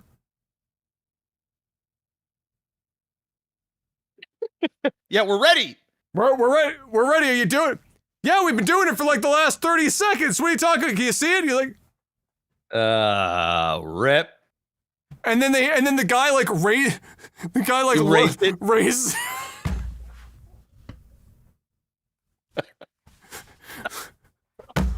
Sorry to tell you guys. Unfortunately, that's just kind of anyway. I saw one thing. I heard it on Joe Rogan. Of course. I heard on Joe Rogan that there was a flat earther that was adamant that the Earth was flat, and he literally got taken to space. Like not like in space, but like, just he went out into atmosphere, you could see the curvature. 100% see the curvature. Did he say the helmet was adding the? He said it was the window. Yes. On the shuttle was creating the curve. Yeah. So you know what the solution is? You just put him out in space without any fucking protection. So for like the 0.2 seconds before the oxygen is violently sucked from every pore in his body as it expands out into space and kills him painfully, he'll know. He can see it. Yeah, he can see it. You go, oh shit. Just that brief moment. Oh shit. Oh shit. It actually wouldn't even be that long. Somebody asked that question. Apparently it would be about somewhere between 15 to 30 seconds. And all of it excruciating. Like you don't explode, but because the vacuum of space, there's no pressure to keep the oxygen in your blood, and so all the it's literally trying to escape your body, and it just does it from like every fucking orifice. You have a bad time. Well, you'd think you'd freeze to death instantaneously. Like, no, you know but what I mean? you do, depending on the side of the earth that you're on, the radiation, that was the other thing somebody asked, would you just get like, would the sun's radiation just immediately fucking fry your ass? And they're like, no, it's gonna fuck you up, but it's not gonna instantly kill you. So it's just, all of it's a bad time. There's what an no awful way to go. Just it's not a chuck good him out in space, rip his suit off. That'd be a horrible, horrible death. But they'll know the earth is round for that microsecond. For that microsecond, they'll be regretting everything. But yeah, so I guess, okay, so answer the question. What important truth do very few people agree with you on? Apparently this is a very popular question for a billionaire. What important truth do very few people agree with you on? I don't know. I'm going to say this one. Because it's related to okay. Twitch to a degree. I'll tie this one in. Okay. Sex is not free. You can't have sex with somebody and not catch feelings. It's biologically impossible. We are designed specifically to get attached to people that we are physically close with, and we can do that without sex. We don't know. This is like the earth being round. We already know that. We've gotten enough. I mean, think about how much sex studies happen. All of them. All the grants in the world go to this shit. We know you get hug people. You get that shit to happen. You fuck them, you're done. So unless you're a psychopath and you have a predisposition mentally to not having any attachments to people, it is impossible to have sex. So casual sex outside of a relationship, where it's like a one-night stand or a booty call or some shit, or it's like a friends with benefits. The reason why somebody constantly catching feelings is because you can't have sex for free. It would be nice if you could, because then everyone could just go around fucking each other and not give a shit, and it wouldn't matter. Unfortunately, that's not how any of this works. It never has. But a lot of people, because they like their casual sex, in or out of relationship for that matter, don't want to fucking talk about that shit. They don't want to have to think about it, because then it adds more responsibility to something that just makes them feel good. And the world sucks, so if you can get fucked even though the world sucks, bust a nut. Makes it a little less sucky. Yeah. Actually, it might be sucking a whole lot, if you know what I'm saying. It's true. I would say, and I don't think a ton of people, I mean, I guess a ton of people do disagree, but I mean, I don't think it's like overwhelming to the point where I feel like I got to defend it all the time, but I would say, I'm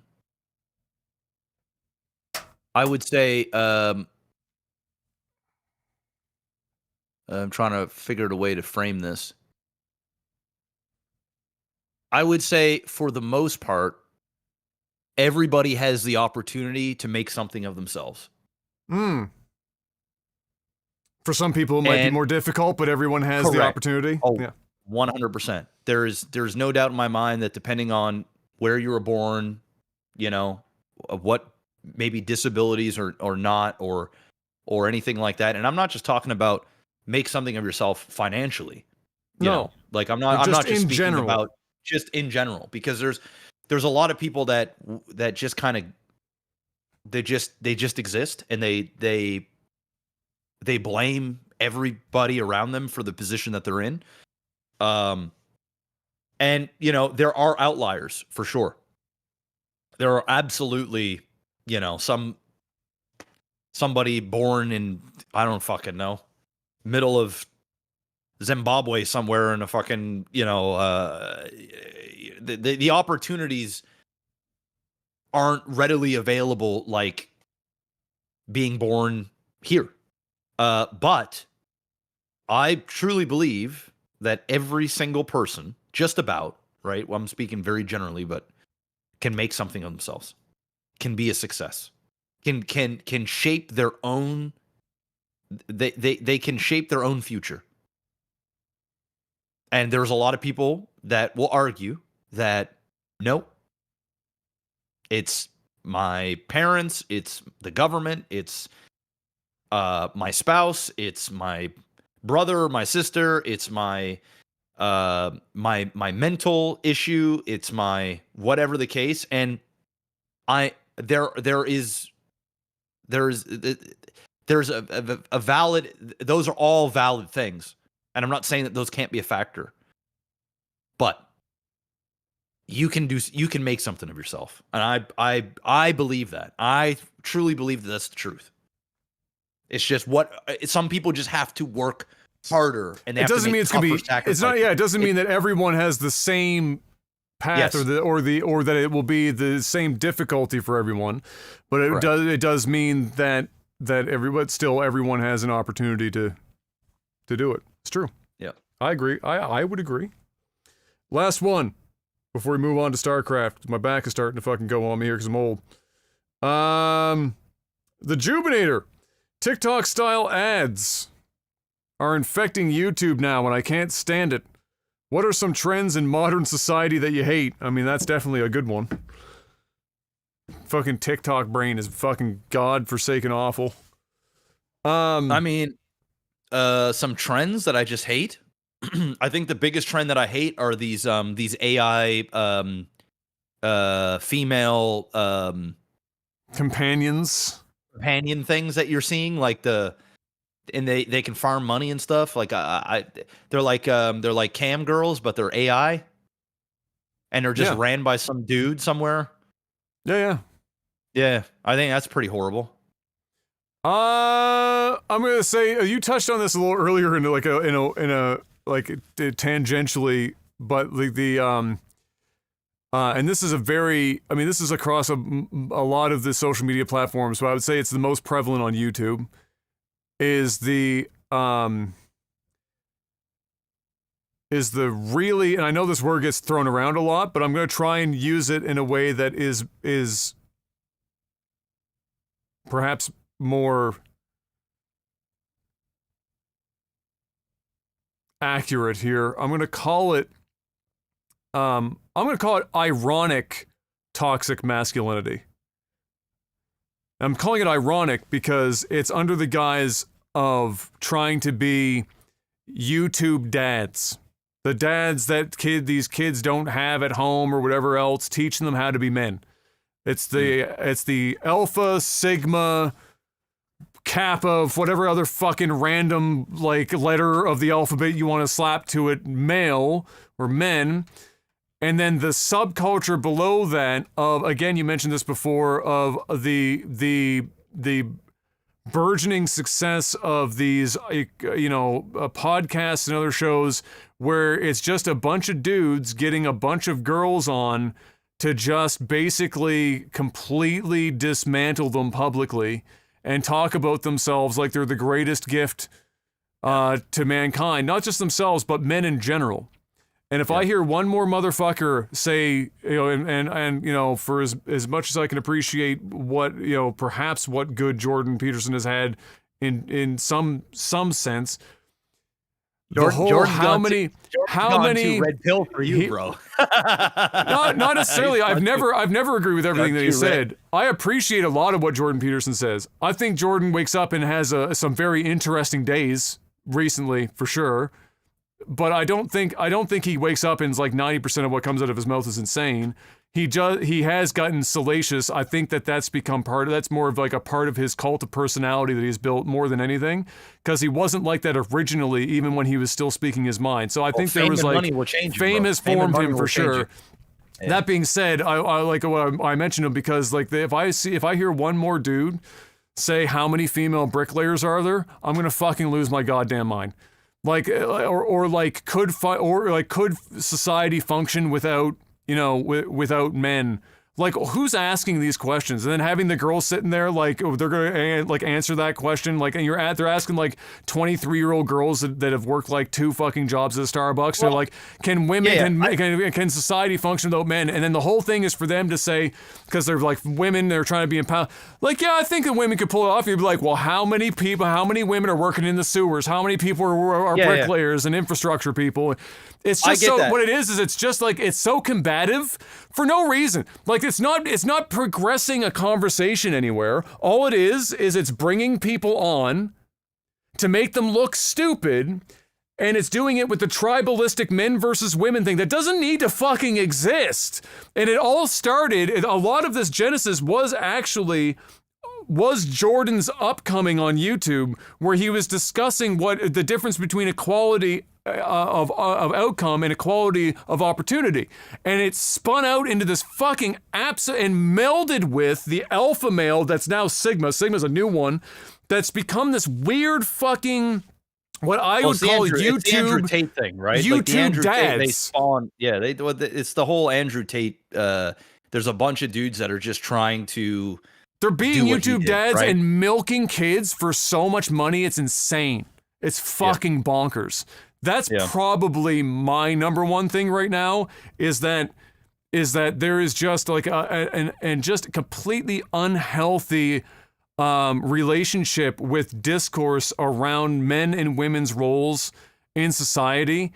And it's insane. And none of it, very little of it, is actually productive. Almost all of it is to get clicks. And that's the biggest problem, is that it's just they're just doing crazy and saying the dumbest shit. Well, like Jesus. I'll play a little bit of devil's advocate, and I'm with you on that. I'm not a big fan of those podcasts. I don't watch them. I've seen YouTube shorts and stuff like that. Yeah. I've watched a fair amount of Andrew Tate stuff, more so a lot of his interviews and things like that. Yep. But as for those, fresh and fit podcasts and all these other ones where they just go and just be combative to women.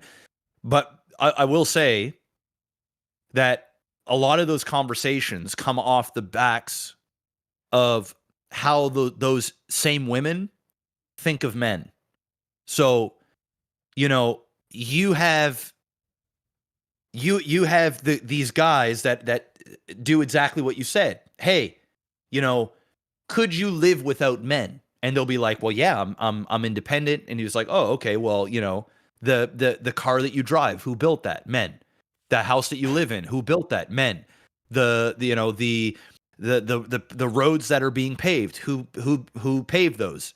Men. Or the majority of men. There's always going to be female, when people that go to war and fight wars, primarily you want strong men.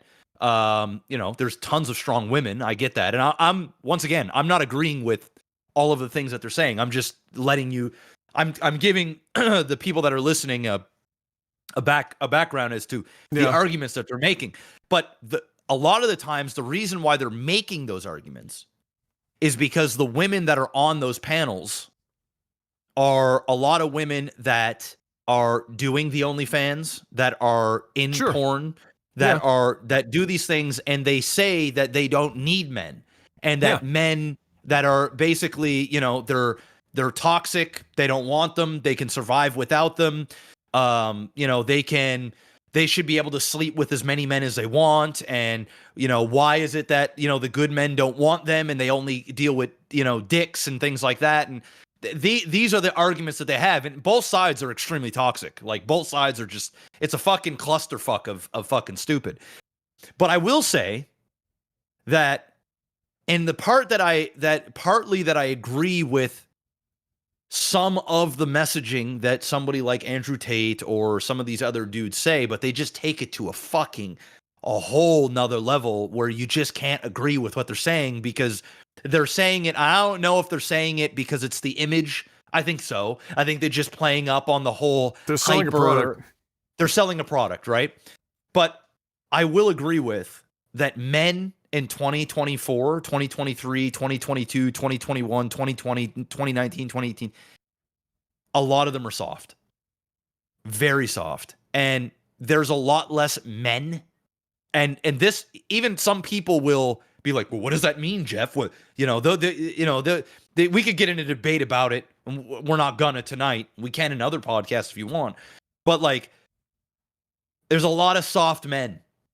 They're just not built the same. A man like your dad and my dad, I'm not saying that those dads don't exist. They do. But they're not celebrated. There's a lot more soft men out there that are a little bit too beta if I were to say it, and you can call this toxic masculinity, I don't give a fuck, however you want. I don't know how else to frame it. But there's not a lot of men that stand on their this is what I believe in. I am not going to adapt all of the bullshit that social media feeds me, and I'm not going to agree with everything because that's what the social norm is. And I think they've taken that and they flipped it, and they've just gone to this hyper ultra toxic masculinity way of saying we are high valued men and we can sleep with 500 women, but women can't sleep with more than 3 dudes, or they're considered whores and they're no longer high value and you can't be with us. And that's all bullshit. That's all fucking stupid dog shit. The whole, women aren't putting up enough brick walls and that's just all ridiculous. It's to the extreme, but there is some level of truth to what some of these men are saying about men as a whole and how we should be taking care of our bodies and our minds, and we should be holding ourselves accountable and taking care of our families and our households and being a traditional male and not feeling bad about wanting that for yourself. And that I actually agree with. And I'm not saying that all men need to be the dude that is providing all of the stuff for their family and being, but I'm the type of guy that I want to be the leader of my home. I want to, yes, my wife, she has a say, we make big decisions together and stuff like that. But as a man, I want to know, I like knowing that my family knows that I'm going to take care of them. And, I'm that guy. I'm that fucking dude, and I'm proud to be that. And somebody, no matter what they believe in, they're not gonna shake my belief system because I'm a traditional guy. I like the traditional stuff. I like having a wife that nurtures myself, my son, our home. And I'm the guy that, makes sure that things are there and I can provide. And if that means that I don't get to experience some of the things that they get to experience, because that's my duty as a man. And personally, some people will agree with that. A lot of people, I think, will agree with that. And a lot of people won't. And a lot of people are like, well, no, the women should be able. Yes, they should be able to. And I'm not saying that they can't. But in my household, this is the type of home that I want. And this is the type, like my son, I want my son to be a man of integrity and a man that treats women with respect and will take care of the household and will have strong values and will not be shaken by TikTokers. This all I agree with, but it's the extreme that these aren't men that are on these shows. These are fucking this is a facade. This is like an image that really is bogus and bullshit and stupid. But I think if you strip away all of the noise and you strip away all of the theatrics, there is some truth to what these men are saying, but they just bring it to a whole nother level. So, that's where I'm at. That's where I'm at. And I fully agree that, like, I wish we could go back into the 90s. And the world was just, in my opinion, it was just, I don't know, man. There's a lot of things that we debate that I don't really debate. I'm just doing my thing. But there's just a lot of arguments that I see about men in general and how, toxic masculinity and female empowerment and all that stuff. I'm with all of the female empowerment. You do you. And I think, women should make as much as men. And I think I'm on board with all that. But somewhere we have just been losing. It's almost like you are villainized for being a strong man. And it's like the moment you're a strong man and you have strong values, a lot of people just pawn it off as toxic masculinity. And for me, I just don't believe in that. I just don't. But I'm old fashioned, and it's how I was brought up. And I'm open to new ideas, but I just think some of the new ideas I agree with, and then some of them I just find are just, nah, it ain't for me. It ain't for my household. I'm sorry. Yeah, I mean, it's, my problem with it is that, I mean, there's whether they're doing it intentionally or not. Some people are, like Andrew is doing it intentionally. I don't think the guys doing the round table shit's doing it that intentionally. I don't think they have the collective brain power to be able to fucking do it. But yeah, like I don't think they have it. But it is a technique of basically you're saying a few things that are true and hard to argue. Yeah. Like, yeah, I do agree with that. And as soon as they have you agree with that little, there's a couple of things, small things. That's where they get. Now they can start saying the craziest shit. And in your mind, in the back of your mind, you're going, well, they were right about this over here. They're not fucking. So maybe there's some validity to what's going on over here. And when you don't have a strong positive role model in front of you before you get in front of one of these guys, then that gets you, like, every time, because you're going to get it from somewhere. Like anyone that you've known that grew up that didn't have a father, if you didn't have a father at home, they found that father figure somewhere else, and usually it's not a good model, whoever they find, because when a kid gets to choose, oftentimes it's never a fucking good choice, because it's usually one that feeds into the worst parts of behavior. And in this instance, that's what you're getting with Andrew and others, is that they'll say like 3 things that are universally accepted as being pretty much truth, so that they can say, well, I mean, I'm not saying anything crazy. This is all like, are you going to disagree with me about this? And you're like, well, no. And then they'd be like, but then also I'm going to run a webcam business with women, and I'm going to take all their money. And you're like, yeah. Well, the most recent one that I saw, him and George. There was a girl that was saying, I don't need a man. But if I were to have a man, because I make my own money, because some of these girls are millionaires, right? Because they're on OnlyFans, of course, they're sex workers, they're making tons of money. Yep.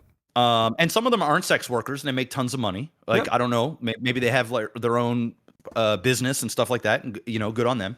But one of them, I just saw this like a couple days ago, but she was like, one of the dudes, he was setting her up, and they always do this shit, bro. They know they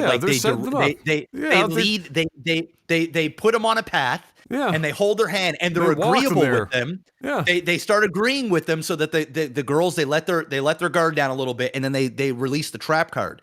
And she's like, oh well, I've got my own money, so I need a high valued man.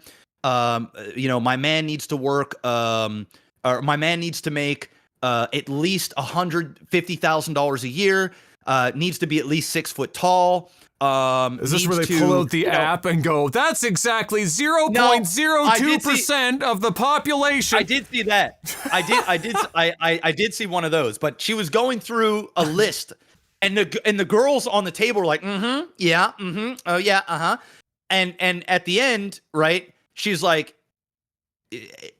her whole argument though was like, men and women are equal, and that was her whole argument. I don't even know how we got to. Oh, that's right. She was like, men and women are equal, and we should be treated as such. But then the guy goes, well, what do you look for in a man?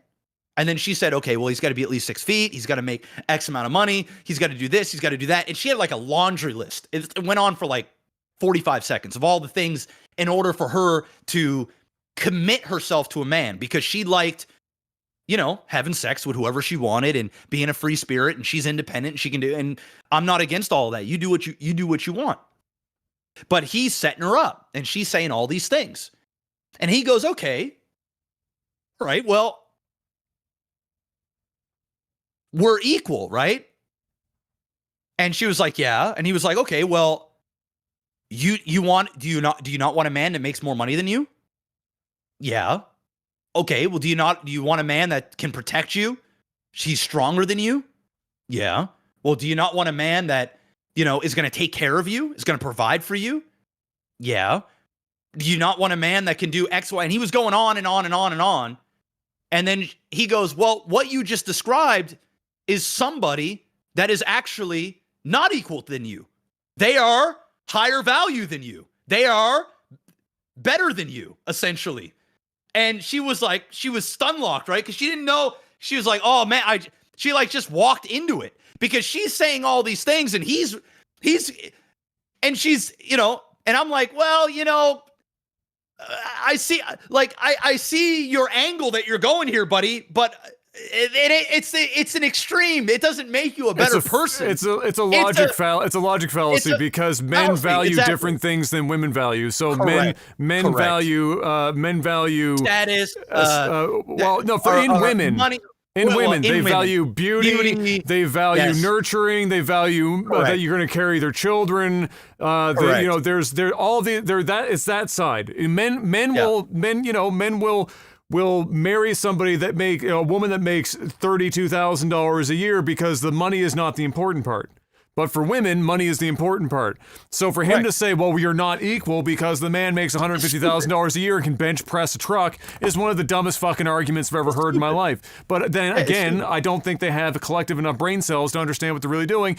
All they know is that they can bring in train after train of women. By the way, I just want to ask you a question, Mr. Black. In your life growing up with all the women you've ever known, fucked or not, how many of them were actually like any of these fucking women? How many of them were actually the type that were just like, I need 6 foot, 6 inch dick, fucking 6-figure job? None. It's like None. Zero. That's because they're the minority. All of this internet drama is being fucking pumped up and getting men and women at each other's throats for a bunch of people that barely exist. But the problem is that as it is becoming a fucking like cultural norm on the internet, it will seep into the rest of society and the number will grow. And so we will have more people that have these mindsets because they're being fucking blasted with some fucking 5'7", 6 out of 10 white dude who's in a room with a blow-up doll and a fucking conservative woman to his left and another dude that had 6 hair transplants and can't possibly drop the last extra fucking 50 pounds, who sits across from the table from a bunch of fucking 19-year-old girls who are flirting with or are already doing sex work so that they can feel good about themselves and go home and make $200,000 a year on YouTube. And that gets blasted on every short and everything. But if you actually talk to somebody and be like, so, do you know any of these fucking people? Like, maybe you know one. Because because it's the minority of people. But then in people's minds, they go, oh, it's all like all the women, all the men, all the women, all the women. But if you stop them and ask them, name somebody, who you got? Who do you know? The answer is nobody, the majority of the time. And if they know, it's like, oh, I met some chick at a fucking bar in Las Vegas. Well, no fucking shit. But if you're like just talking generally, the people that you know, even if it's somebody that you were in a relationship with and they cheated on you, it's usually not for like the myriad shit we were just talking about. It's just the usual infidelity shit. It's just chasing some fucking dick or some other shit. It's not any other fucking whatever. It's nonsense. It's fucking and it drives me fucking insane because 99% of them. Like, every time they bring that up, you're like, my immediate question to them as a girl would be like, how many bricks have you laid, John? Did you pave the fucking road I drove on here? What do you do for work? Oh, I'm in finance. Oh, so you do funny money on paper for a living. Congratulations. You know what? Society, where all the wars happen, and how many wars you fought in? You serve? Exactly. You in the reserves? Yeah. If you're of the age and of the weight, John, you're actually so obese that even if they drafted, your ass wouldn't get sent over. You'd go in a factory making shelves next to Wilma, the fucking 87-year-old woman down the street. You want to talk about this shit? You're bringing up shit that men, like, possibly in your family, God rest their souls, probably died actual war, and you're going to try and piggyback off of that shit just because you got a dick between your legs? Shut the fuck up. What are you talking about? You ain't any of the men that you're talking about. You are none of them. You're not 6 foot. You barely make 6 figures. You do not go to war. You do not lay brick. You definitely don't lay pipe because you ain't got one anyway, and you sure as shit didn't pave the road here. So who are you talking about, John? Who is it? Who is it, John? It's not you, who is it? Just like when you talk about the girls that are like, oh, all women are both the fucking 6 foot, whatever the fuck, 6 feet. There's so few of them. They're beginning to be bigger in number because the internet is a fucking social media is a toxic fucking shit show. Literally, exactly. And but it's still a minority. It is still. It is tiny. Still 100%. Yeah. It's two minority sides. Pissing on each other and trying to and making money off of people sitting there just doom scrolling, and that's like I talked about earlier, the incel fucking shit. Men aren't involuntary celibates. They get fucking conditioned to think that that's the way they are, and they literally fall into a fucking trap where they create a mental fucking disorder for themselves, and then we create these fucking like little time bomb men. It's insane. How many men, they're like 5'6", bordering on morbidly obese, definitely not hung like a horse, make maybe 80 grand a year doing some shit, and they've got a smoke show wife because they're a pretty funny guy. Like, you don't need all of the crazy. There's tons of dudes. Danny DeVito got fucked. You can too. Like, it's not, and you don't need to be hiring fucking escorts and shit to make it happen. Yes. Like, just let them know. Be comfortable with, like, everyone's gonna find somebody's out there. There's like fucking 8 billion motherfuckers walking this earth. Over half of them are women. You about to find some shit. You just gotta fucking have a little, take care of yourself. You don't need to be juiced to the fucking gills. You don't need to be shooting shit up and fucking eating nothing but boiled chicken and broccoli on a daily goddamn basis. Just eat half decent for what you can afford. Maybe work out occasionally. Take a goddamn shower, maybe go to a barber so that you can at least, if you can't afford it forever, choose something and say, hey, I need to do something that I can maintain at home because I don't got the money to come see you that often. What can we do that I can do at home so that I can look good whenever I go out and feel good about myself? Done. You spent $20 at the barbershop because we're not women. We don't have female tax on hair fucking clipping where you go in and they spend like $300 to get fucking 3 inches taken off the bottom of their fucking hair. We pay $20. Get a clean shave, raise the whole fucking nine at $20. You're done. You're done.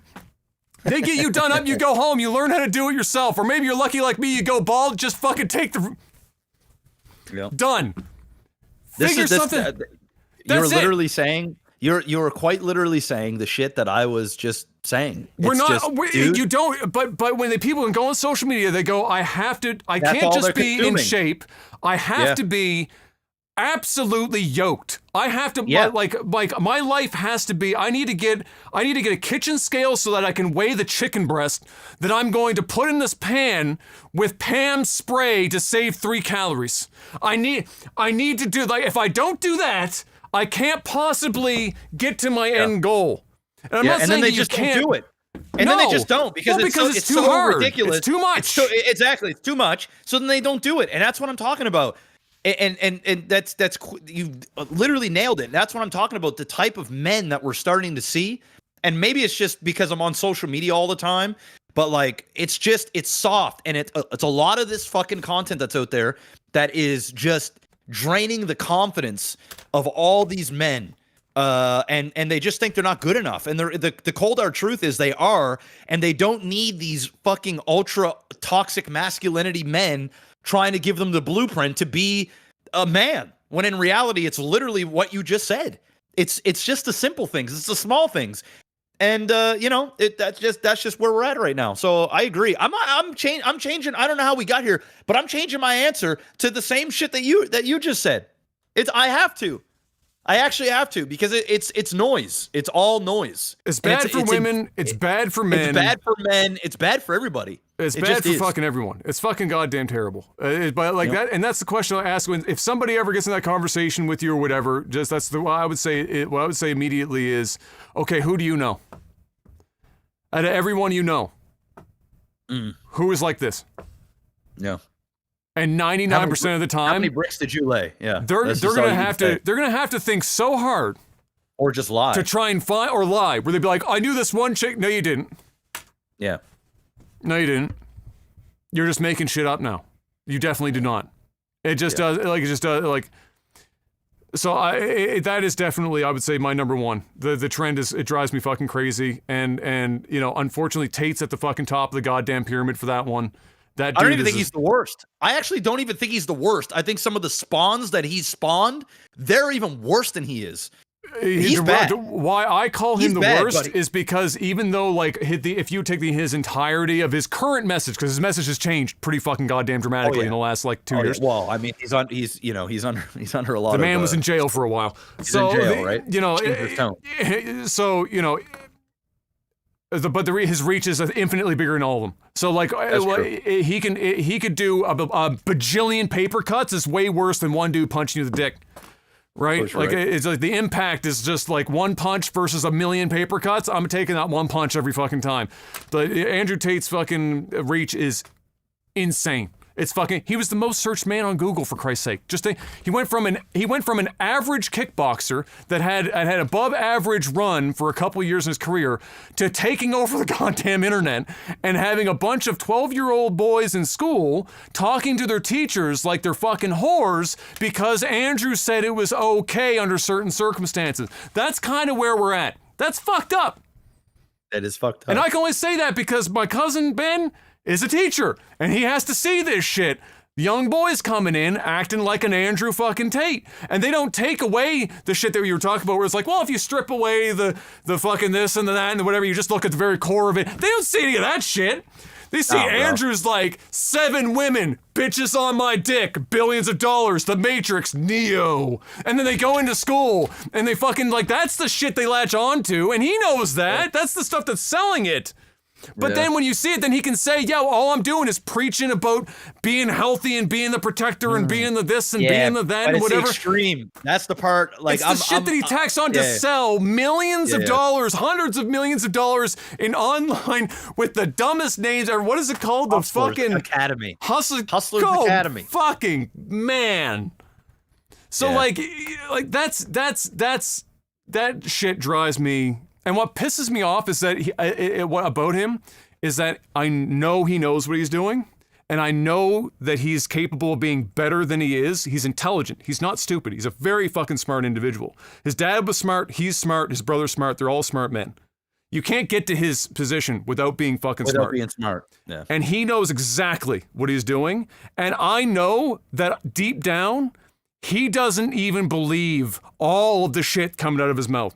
He believes a portion of it, and he has convinced himself of a couple of things, but you're going to see, I promise, you mark my words right now, over the next 5 years, Andrew's going to be a totally different person.